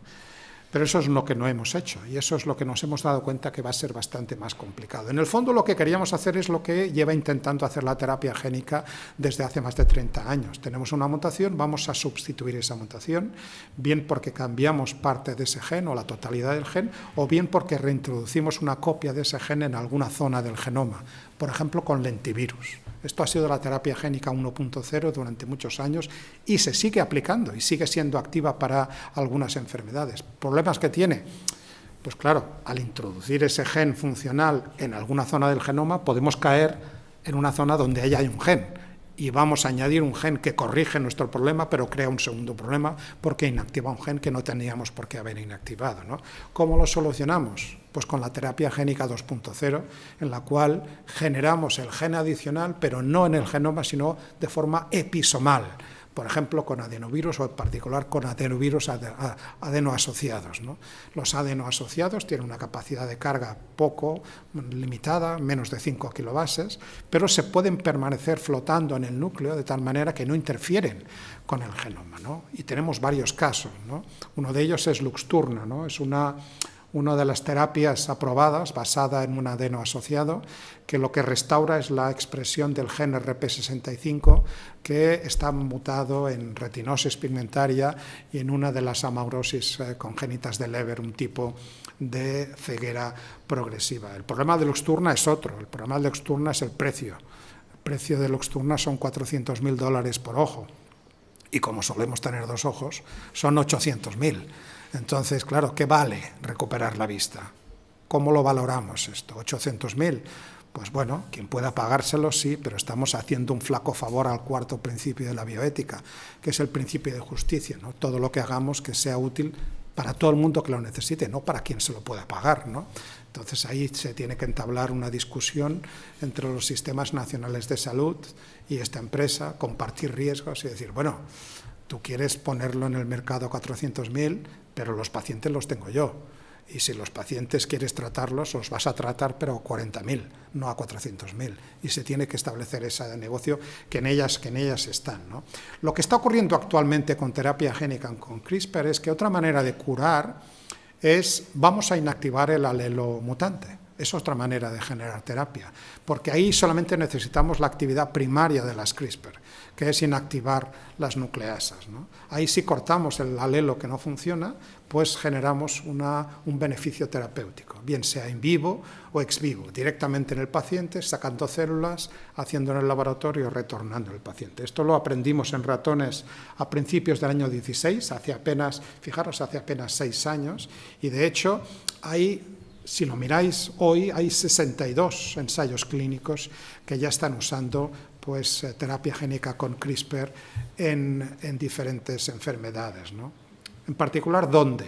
Pues, por ejemplo, para inmunoterapia del cáncer, ¿no? Seguro que habéis oído hablar de las CAR T-cells, las células CAR-T. CAR es de Chimeric Antigen Receptor, ¿no? Pero antes de llegar al receptor quimérico de antigénico que va dirigido contra la célula tumoral, tenemos que hacer otras cosas. Tenemos que inactivar una serie de reguladores negativos. Fijaros, de nuevo, otro regulador negativo que inactivamos. Y hay 2 que son muy importantes, uno es el PD1 y otro es el CTLA4. El PD1 lo descubrió Toshiko Honjo y el CTLA4 lo descubrió James Allison. Los 2 recibieron el premio Nobel de Medicina en el año 2018, no hace tanto, ¿no? Igual nos hemos olvidado. Por eso os recomiendo otra serie y otro documental, en este caso esto está en Apple TV, vale la pena pagar los 2 o 3 euros para ver este documental. Es la vida de Jim Allison, y creo que es fascinante, ¿no? Cómo él llega a descubrir este regulador negativo para tratar a cánceres de gente que estaban desahuciadas médicamente, sarcomas, mielomas, melanomas, cánceres que son resistentes a quimio y a radioterapia y que con inmunoterapia, no todos, desgraciadamente, pero sí un porcentaje, según los cánceres, un 30, 40 o un 50% de gente sobrevive, ¿no? Y cómo lo explica, y en fin, que os recomiendo mucho que lo veáis este documental. ¿Para qué más se ha utilizado CRISPR? Para tratar anemia falciforme o de beta-talasemia, mutaciones en la beta-globina de la hemoglobina alfa-beta. La beta mutada pues genera problemas, cambia la morfología de los eritrocitos, genera mucho dolor, ocluye los capilares, y una de las posibilidades es rescatar una variante fetal que deja de funcionar en adultos, que es la gamma-globina. ¿Y por qué deja de funcionar? Porque está reprimida por un represor. Ahora ya lo sabemos. Si utilizamos CRISPR para reprimir el represor, vamos a despertar el gen de la gamma-globina. Y eso es lo que se consigue. Al despertar la gamma-globina, sustituye a la beta-globina, y lo que consigue es que esta persona, tratada con una dosis solamente, pues está curada, ¿no? La primera persona que se curó fue Victoria Gray. Se le trató en julio de 2019 y a finales del 20 se recogieron todos sus datos, aparecieron publicados a principios del año pasado en New England Journal of Medicine, y fijaros que la barra verde es la beta-globina que va desapareciendo y la azul es la gamma-globina. ¿Esto funciona en todos los pacientes? Pues de nuevo no, 22 de 45 según lo que publicaron hace unos pocos meses, pero hay 22 personas que ahora están curadas, que simplemente con un tratamiento puntual, digamos, este ensayo clínico ya han sido curadas, ¿no? Esto ha funcionado tanto para ejemplos ex vivo como in vivo, ¿no? In vivo, es decir, directamente sobre el paciente, ¿no? Por ejemplo, para tratar una maurosis congénita de Leber, y en todos estos casos se han utilizado pues, estos vectores adenoasociados, ¿no? Bueno, en todos no, y eso es lo que os quería pues, acabar diciendo, ¿no? Hay una empresa que se llama Intelia. Intelia es una de las empresas asociadas de Jennifer Doudna. Intelia lo que utiliza no es adenoasociados, utiliza nanopartículas lipídicas para encapsular moléculas de ARN mensajero que codifican para la nucleasa o directamente para la guía, y lo que consigue es inactivar la mutación, inactivar el gen TTR, en este caso de transtiretina amiloidosis congénita, ¿no? Esto lo han hecho en ratones inicialmente en 2018 y en 2021, en verano pasado, lo publicaron directamente haciéndolo en primates primero, con diferentes dosis, y luego también en personas. Y esto funciona. Se consigue bajar la expresión de este gen que acaba produciendo de otra manera la muerte porque se dirige a células musculares y neuronales. ¿A qué os suena esto de nanopartículas lipídicas? Suena a algo que nos han inyectado aquí en el brazo, ¿no? Nos suena a las vacunas contra la COVID, ¿no? Fijaros qué belleza de confluencia de tecnologías, que resulta que la tecnología que hemos utilizado para prevenir la infección por COVID-19, por el coronavirus, es la misma tecnología que estamos utilizando para trasladar las herramientas CRISPR. Estamos encapsulando este ARN de forma estable dentro de esta nanopartícula. Y esto se lo debemos a estas dos personas, a Katalin Karikó y a Drew Weissman, que no hacen más que recoger premios, Príncipe de Asturias, Fronteras de Conocimiento, y probablemente a finales de año pues recogen algo mayor en Estocolmo, ¿no? Yo creo que somos muchos que lo pensamos, ¿no? Pensad que estas son las personas detrás de las vacunas de BioNTech y de Moderna, con la conversión de las moléculas de RNA y convirtiendo uridina en pseudouridina, que es el truco para que las células no rechacen estas moléculas de ARN y no monten una respuesta. Por lo tanto, hoy en día, la CRISPR, pues si lo que queremos es inactivar genes, podemos utilizar la CRISPR-Cas9 1.0, la que diseñaron en Charpentier y Doudna, pero para corregir genes ese año no nos sirve. Para corregir genes probablemente las que se van a utilizar en la clínica van a ser los editores de base o de calidad, no las variantes principales. Y vamos a combinar tecnologías de adenoasociados con ARN mensajero con nanopartículas. De hecho, fijaros, esto acaba de salir en Nature Biotechnology, los editores de bases van directos a la clínica. Y esto es algo impensable. Pensad que los primeros artículos de editores de bases salieron en 16, en el 17, y ya estamos hablando de ensayos clínicos. En 6 años esto ha saltado ya a la clínica. Me quedan 5 minutos y quiero destinarlos a deciros cosas que se han hecho y que para que reflexionéis si lo que estamos haciendo está bien o si tenemos que pensárnoslo 2 veces, ¿no? Recordad, no porque podamos hacer un experimento, tenemos que hacer este experimento, ¿no? Todos nosotros, cualquiera de nosotros, somos científicos, científicas, tenemos un código deontológico. Tenemos un código que nos dice las buenas prácticas y, en definitiva, lo que tenemos que hacer, que en definitiva tiene que ser en favor de la sociedad y tiene que contribuir, como os decía antes, a eliminar esas diferencias que hay entre la sociedad, en particular entre personas sanas y personas enfermas, y no crear más problemas, ¿no? ¿Cómo lo hacemos esto con animales en biotecnología? Bueno, pues de diferentes maneras, y aquí ha habido diferentes propuestas. Por ejemplo, en Uruguay comen mucho cordero, pero lo comen de una cepa, a la puesta a la izquierda, que se llama Texel, que es muy robusta porque tiene la misma mutación en la miostatina que tenía este buey que os he enseñado antes, ¿no?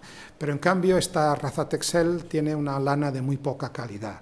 De este animal solamente se aprovecha la carne. En cambio tienen también las ovejas merina, que nosotros no consumimos de adultos, nosotros consumimos corderitos, pero los adultos en España no se suelen consumir. En cambio en Uruguay sí que se consumen, pero se consumen de la raza Texel. Merina sirve para dar lana, no para dar carne, ¿no? La lana no es un mercado en recesión, pero hay quien se ha planteado mutar directamente la miostatina en el genoma de la raza merina para que te nazca un corderito con lana y con carne aprovechable, ¿no? Esto, al menos sobre el papel, es lo que han hecho estos investigadores uruguayos. Fueron los primeros en aplicar esta tecnología en ovejas y, por ejemplo, esto es algo que ocurrió en Uruguay y que no hubiera ocurrido si para esto la tecnología hubiera necesitado de dispositivos muy sofisticados. Y esto nos da idea de lo que os decía antes, de la democratización de la ciencia. Buenas ideas hay en todos lados y ahora con CRISPR las pueden llevar a la práctica, ¿no? Mis amigos del Instituto Roslin se han planteado generar cerdos resistentes al virus de la peste porcina africana, ¿no? Que sabéis que es un problema y es uno de los causantes de que no podamos exportar pues, derivados porcinos, por ejemplo, a Estados Unidos, ¿no? No se fían de nosotros, ¿no? En fin, solamente hay algunas explotaciones que funcionan de una manera muy especial y que pueden exportar jamones, ¿no? Bueno, no todos los cerdos se infectan con este virus. De hecho, el facócero, que es el cerdo salvaje, el pumba del Rey León, pues resulta que es resistente. Y es resistente porque tiene una variante del gen relé o RELA, que esa variante, pues utilizando en este caso, pues variantes de herramientas de nucleasas asociadas a dedos de zinc, no con CRISPR, pues lo que consiguieron fue trasladar la variante del facócero al mismo gen del cerdo doméstico, ¿no? Y ahora están realizando las pruebas para ello. Hay otra enfermedad que es terrible en las granjas porcinas, que es el síndrome respiratorio reproductor. Es un virus que se lleva por delante todos los lechones, no afecta a los humanos, pero afecta a la producción, y que el virus entra por una determinada proteína, la CD163, en particular interaccionando con un dominio que se puede inactivar, se puede delecionar con CRISPR y los cerdos son resistentes, ¿no? Bueno, no todo han sido también alegrías en el mundo de las granjas, ¿no? Fijaros que las vacas holandesas, las vacas lecheras, son las vacas de la variedad Holstein, ¿no? Y son vacas que, como está de la foto, pues habitualmente no tienen cuernos, pero no tienen porque se los han cortado, porque si no, pues desarrollarían cuernos, como no hay parte de las vacas, y cornearían tanto al granjero o la granjera como a las otras vacas. Y como están en intensivo, evidentemente, para evitar que se hagan daño, pues los granjeros lo que suelen hacer es descornarlas, ¿no? Lo cual es un procedimiento que os podéis imaginar que no es nada agradable, ¿no? A alguien se le ocurrió utilizar variantes genéticas, por ejemplo, de la raza Angus, ¿no? Que es la que se suele utilizar para carnes de alta calidad, ¿no? Habéis visto las hamburguesas Angus, ¿no? Pues eso, ¿no? ¿Qué pasa con las Angus? Tienen un color de capa distinto de pelo, pero lo que les pasa es que nunca desarrollan cuernos. Tienen una mutación que impide el desarrollo de cuernos. Y esto se mapeó, se cartografió en el genoma, y esa mutación es la que se trasladó a Holstein, una empresa, Recombinetics, la trasladó con una serie de plásmidos en células, y luego, a partir de estas células, por transferencia nuclear, generó la vaca Holstein, que nunca va a tener cuernos, ¿no? Y claro, esto fue como una alegría que aparentemente iba a resolver el mercado, pero metieron la pata hasta el corvejón esta gente, ¿no? Porque resultó que se les olvidó el plásmido. Y se les olvidó el plásmido que habían utilizado, ¿no? Y esto hay que contarlo, ¿no? O sea, hay que contarlo porque en biotecnología ocurren errores que pueden ser importantes, tan importantes como que llevamos años muchos desgañitándonos diciendo que la edición genética no es transgénesis, no es introducción de material genético de novo, porque lo que estamos haciendo es cambiando algunos nucleótidos, y aquí resulta que es un ejemplo de edición genética donde no solamente han metido la nucleasa, la guía, sino que han metido la resistencia a ampicilina, han metido todo el plásmido, ¿no?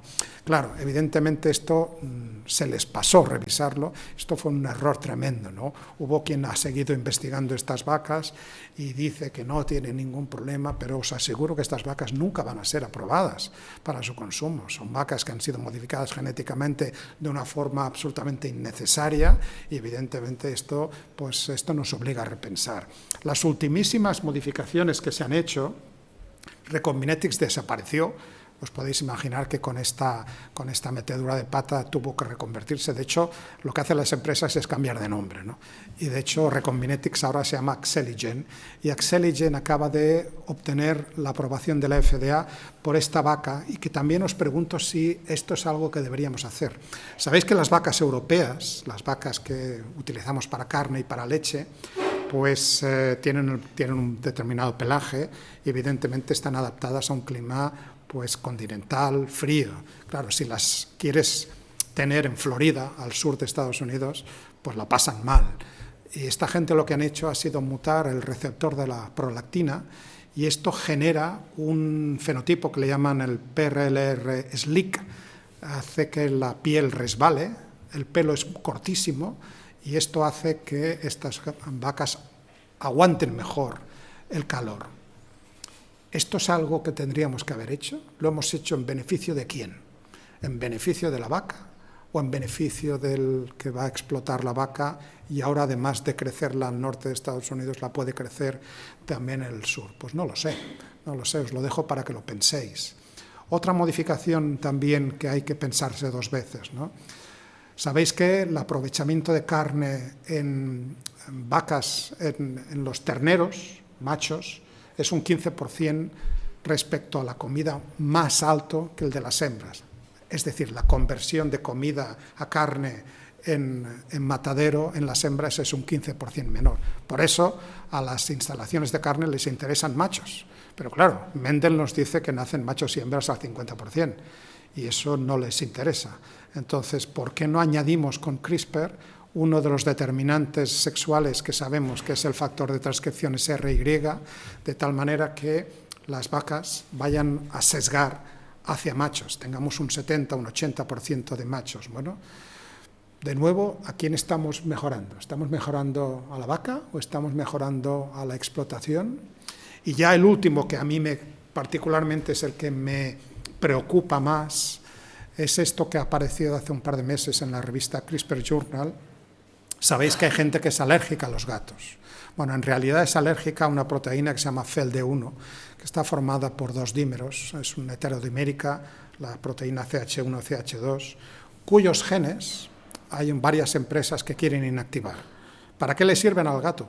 No lo saben, pero dicen no.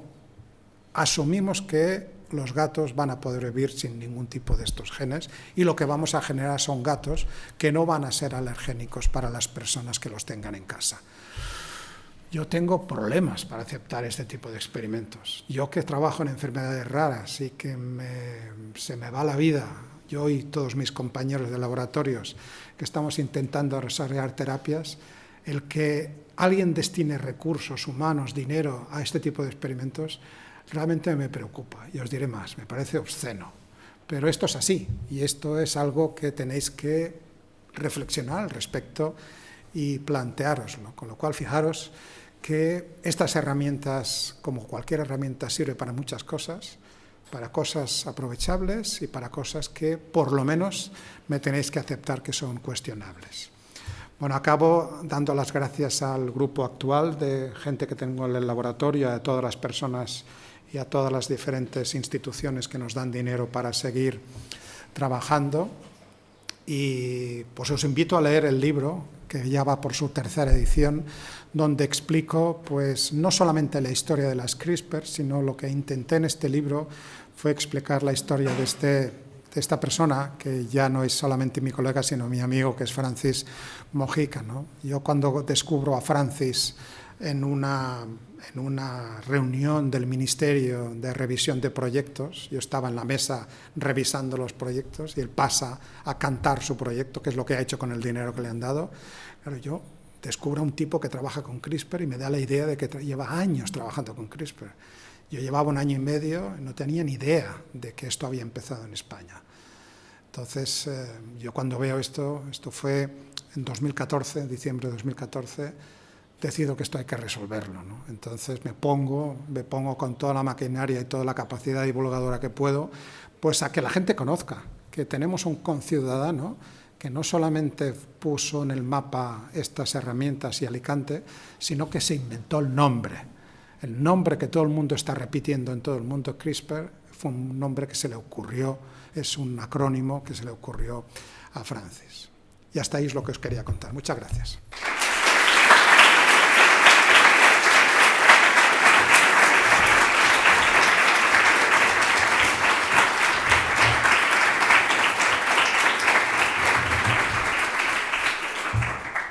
Bueno, ahora tenemos tiempo para unas preguntas. Venga, lanzaros. Venga. Bueno, pues nosotros por parte de la asociación hemos preparado una serie de preguntas que algunas de ellas pues ya se han respondido claramente durante la presentación, pero aún así te las formulamos y si quieres hacer algo de ellas. Claro que sí. Una de ellas es, la aplicación clínica es uno de los principales límites que presenta la herramienta CRISPR. ¿Cómo está avanzando la investigación científica para superar este problema? Creo que... Bueno, la respuesta la tienes consultando la base de datos que os invito a que consultéis, porque siempre es bueno ver cómo evoluciona. Esto cambia cada mes o cada semana a veces. Hay 62 ensayos clínicos. Ensayos clínicos, cuidado que son ensayos, no son tratamientos. Sabéis que un ensayo clínico, fase 1, fase 2, fase 3, finalmente, si todo funciona bien, no es tóxico y es eficaz, acabará aprobándose, se convertirá en un tratamiento y la agencia reguladora de ese país le tiene que dar un precio. Y cuando ese tratamiento tiene un precio, es cuando se puede empezar a administrar. Ninguna de las cosas que os he explicado está a nivel de tratamiento, todavía. Lo que hay son ensayos clínicos, lo que pasa que cuando hacemos fase 1, fase 2, hacemos evaluaciones de seguridad y de eficacia, en algunos casos los pacientes ya resultan curados, pero en todos los casos de momento son ensayos clínicos, pero hay ya 62. Pero hay una chica ahí, después sigues tú. Perdón. Venga. Es que es relacionado justo con... Venga. Muchas gracias por la charla, Luis, ha sido fantástica. Gracias. Y yo he aprendido un montón. Y es que cuando has sacado la relación de ensayos clínicos, ponía que eran ensayos clínicos ex vivo. Y yo, que soy química, que no soy bioquímica, que me dedico a otros menesteres, cuando has puesto luego el ejemplo de la anemia... La mayoría son ex vivo. La mayoría son ex vivo. No sé lo que es un ex vivo. Bueno, lo he pasado muy rápido, bueno, pero te lo explico, es muy fácil. In vivo es cuando tú administras las herramientas terapéuticas a la persona. Le estás inyectando en el torrente sanguíneo la herramienta CRISPR, ¿no? Esto es lo que está haciendo pues, la empresa Intelia para tratar la TTR en la transtiretina amiloidosis, o lo que están haciendo la empresa CRISPR Therapeutics para tratar la maurosis congénita de Leber en la ceguera progresiva. Ahí estás inyectando a la persona, ¿vale? Eso tiene sus riesgos, porque una vez lo has inyectado pierdes el control de lo que estás inyectando, ¿no? El ex vivo lo puedes aplicar cuando tu tejido destino, el que tú quieres corregir, digamos, lo puedes extraer del cuerpo de la persona. Por ejemplo, la sangre, tú puedes extraer sangre y esta sangre la puedes cultivar en el laboratorio. Algunas células blancas, ¿no? Glóbulos blancos de diferentes linfocitos. Los modificas y una vez modificados, las devuelves a la persona. Y por eso esta ruta es mucho más segura, porque tú decides lo que vas a volver a insertarle a la persona. Por eso la gran mayoría de ensayos clínicos hoy en día son ex vivo, pero por lo menos hay a estos dos in vivo y más que va a haber, ¿no? Los que te he dicho de la empresa Verve Therapeutics, del PCSK9, de la lipoproteína, o el que te he dicho de Beam Therapeutics, también van a ser directamente, uno va a ser in vivo, el de PCSK9, y el de Beam Therapeutics va a ser ex vivo. Estas son las dos diferencias. Y hablando del tema, claro, lo de la sangre lo veo claro, pero entonces, ¿qué nos estamos refiriendo? No puedes hacerlo esto con músculos. No tenemos células... Claro, o sea, con los músculos, por ejemplo, una distrofia muscular. Claro, la distrofia muscular afecta a todos los músculos, pero no todos los músculos son igual de importantes. El músculo cardíaco o el diafragma son los más importantes. Claro, pero tienes los músculos esqueléticos, musculatura lisa, etcétera, tienes un montón de músculos, ¿no? Por eso ahí la solución probablemente pase por el uso de algún tipo de vehículo, viral o no viral, probablemente no viral, las nanopartículas lipídicas, que se pueden cargar con diferentes proteínas que encajan con receptores que están, por ejemplo, en todas las células musculares. Con lo cual tú lo mandas a través de la sangre y cuando encuentra ese encaje, pues entra y deposita el contenido, la nanopartícula, ¿no? Por ahí van a ir las cosas, probablemente. Muchas gracias. Venga, sigue. Otra de las preguntas era, ¿cuál es el paso crítico limitante a la hora de trabajar con CRISPR a nivel experimental?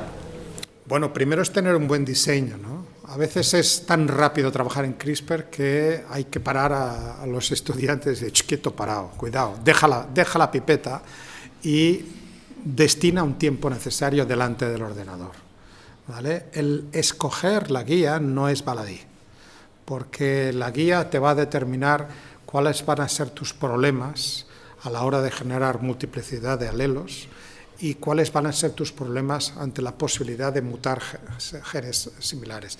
De hecho, una de las cosas que hicimos en el laboratorio recientemente con una persona que hizo el trabajo de fin de máster con nosotros, Yolanda Benítez, que está ahora en el CIBER de enfermedades raras, nos preguntamos, ¿los alelos que obtenemos son siempre al azar o tienen que ver con la secuencia de partida, ¿no? Y curiosamente tienen que ver con la secuencia de partida.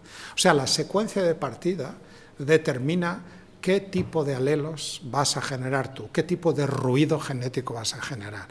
Si esto es así, lo que queremos hacer ahora es, bueno, vamos a darle la vuelta a la tortilla, vamos a anticipar lo que esperamos que salga y vamos a intentar aprovechar algo de lo que salga para que tenga su beneficio terapéutico, ¿no? Hay mucha bioinformática que se puede hacer antes de coger una pipeta, con lo cual CRISPR es un experimento que se hace en un pispás, pero antes de hacer el experimento mi consejo es destinar el tiempo necesario a pensárselo bien. Más cosas. Y para finalizar, el sistema CRISPR es un sistema de defensa propio de las bacterias. ¿Existen otros organismos que presentan un sistema de defensa con un funcionamiento similar? Esta es la pregunta del siglo que yo siempre le hago a Francis y le digo, ¿por qué nosotros no tenemos CRISPR, no? Claro, lo que pasa es que tener CRISPR no es gratis. No es gratis, porque las bacterias se equivocan constantemente. Las bacterias, tú piensas, yo te lo he pintado muy bonito.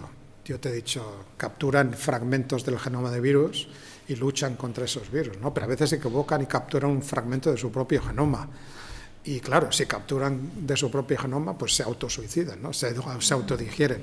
Pero eso a las bacterias les da igual, porque ahí hay millones y millones de individuos. Ahí lo importante es la colonia, no el individuo. Nosotros, a diferencia de nosotros, en mamíferos, en primates, en humanos, lo importante es el individuo, no la colonia, ¿no? A la bacteria le da igual si de repente monta un estropicio y se muere el 99,99% de individuos de la colonia. Los que quedan, en 3 o 4 divisiones, ya vuelven a estar otra vez ahí funcionando, ¿no? Entonces, tener CRISPR no es garantía de éxito y tiene riesgos, ¿no? Y esta es una de las posibilidades por la cual, digamos, una interpretación, no sabemos si es cierto, es que el linaje eucariótico perdió la posibilidad. De hecho, CRISPR se desarrolló antes de la separación entre procariotas y eucariotas. Por lo tanto, tenemos que pensar que la línea de procariotas, arqueas y bacterias, mantuvo CRISPR porque tiene sus connotaciones positivas, es seleccionable, mientras que el linaje de eucariotas, una interpretación posible es que los riesgos que genera son tan altos que aquellas especies o aquellos organismos que lo mantuvieron desaparecieron. Esta es una posibilidad, ¿no? Pero esto no evita que podamos desarrollar cosas que nos puedan servir a nosotros, ¿no? Que, por ejemplo, nosotros tenemos un montón de bacterias en nuestro cuerpo, ¿no? La microbiota, ¿no? Y, de hecho, cada vez sabemos más que con la microbiota también depende nuestra salud y cómo vamos a digerir lo que comemos, pero no solamente lo que vamos a digerir, sino si vamos a desarrollar las enfermedades de una manera o de otra, ¿no? Entonces, con CRISPR tú puedes directamente ir a bacterias que están presentes en tu microbiota y inactivarlas o promocionarlas, o por ejemplo, si son resistentes a antibióticos, pues dirigir CRISPR contra el plásmido que codifica esa resistencia para tornarlas sensibles y para poder luchar contra esas bacterias superresistentes, que son uno de los retos de la medicina actuales, etc. Estas cosas todavía se pueden hacer, claro que sí. Bueno, os veo aquí que estáis haciendo cosas, que estamos ya fuera de tiempo, ¿no? Me comunican por el piganillo que para agilizar el evento tenemos que terminar ya. Y para finalizar, bueno, muchas gracias, Lluís, por tu ponencia. La librería ha traído libros, con lo cual aquí tenéis libros si queréis aprovechar, y yo encantado de firmároslo. Antes de irnos, quería volver un poco para hablar de la asociación, por si queréis formar parte de este movimiento. Como bien dice nuestro nombre, Bioquímica en Movimiento, podéis hacerlo a través de asociándoos a nosotros como socios.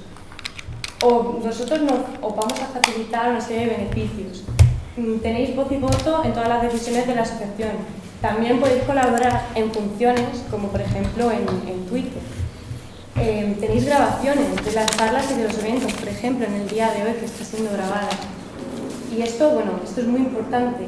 Podéis formar parte, si formáis parte de nuestros socios, podéis formar parte de nuestra junta directiva, los que realmente organizamos y formamos parte de la asociación, porque al fin y al cabo nosotros mayoritariamente ahora estamos repartidos entre tercero y cuarto, pero los de cuarto seguramente nos vayamos y nos encantaría que pues, esta asociación también se quedara a la universidad y pudieran formarla pues, otros cursos como relevo del grado de bioquímica, o sea que os animamos a todos que cuando hagamos la renovación de roles, que será ahora en verano, que estéis atentos a nuestras redes sociales, seguidnos también, y así os podáis informar de cómo va a ser.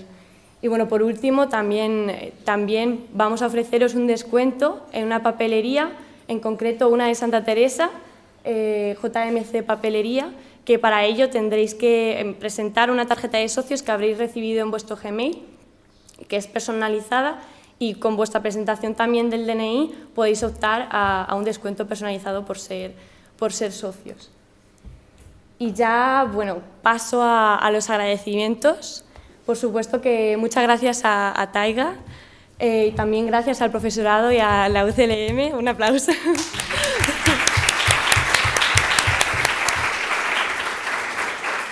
Porque nos ha facilitado toda la organización del evento, y también a mi equipo, que contra todo pronóstico, en junio, a finales de junio, con exámenes finales de por medio, con TFGs, con muy poco tiempo y muchas cosas, hemos sacado todas las ganas para hacer todo esto posible. Y bueno, Ya ha salido estupendamente.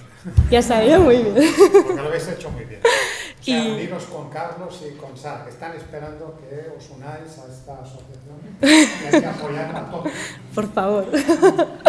Y también, bueno, especialmente gracias a Lluís por darnos la oportunidad de traerte a esta facultad en nuestro nombre, en nombre de Bioquímica Movimiento Toledo.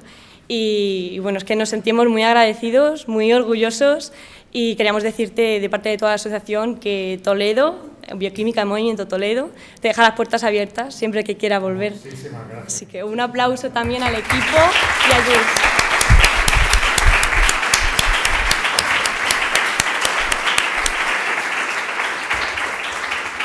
Y ya, ahora sí, para finalizar, quería hacer recordatorios importantes. Ahora se va a proceder a la venta y firma de Lluís, así que os... Yo no de los libros de Lluís, para que todos los interesados os quedéis y atendáis a esto. También vamos a la salida vamos a hacer una cola para los stands de Lluís, y también a la salida se va a formar otra cola para todas aquellas personas que se quieran inscribir como socios o bien no hayan recibido la tarjeta de socios, y lo que es más importante, si no habéis puesto bien el Gmail o bien el DNI cuando os habéis inscrito como socios, es muy importante que tengáis que cumplimentarlo porque es información que necesitamos. Entonces estarán a la salida y bueno, después de esta venta y firma de los libros de Lluís, ya iremos al catering, y para ello se formarán dos grupos. Un primer grupo que será antes de la venta y firma, y un segundo grupo que será después, para aquellas personas que no sepan dónde está la cafetería, pues que podamos guiarles en esa función. Muchas gracias. Bueno, muy bien.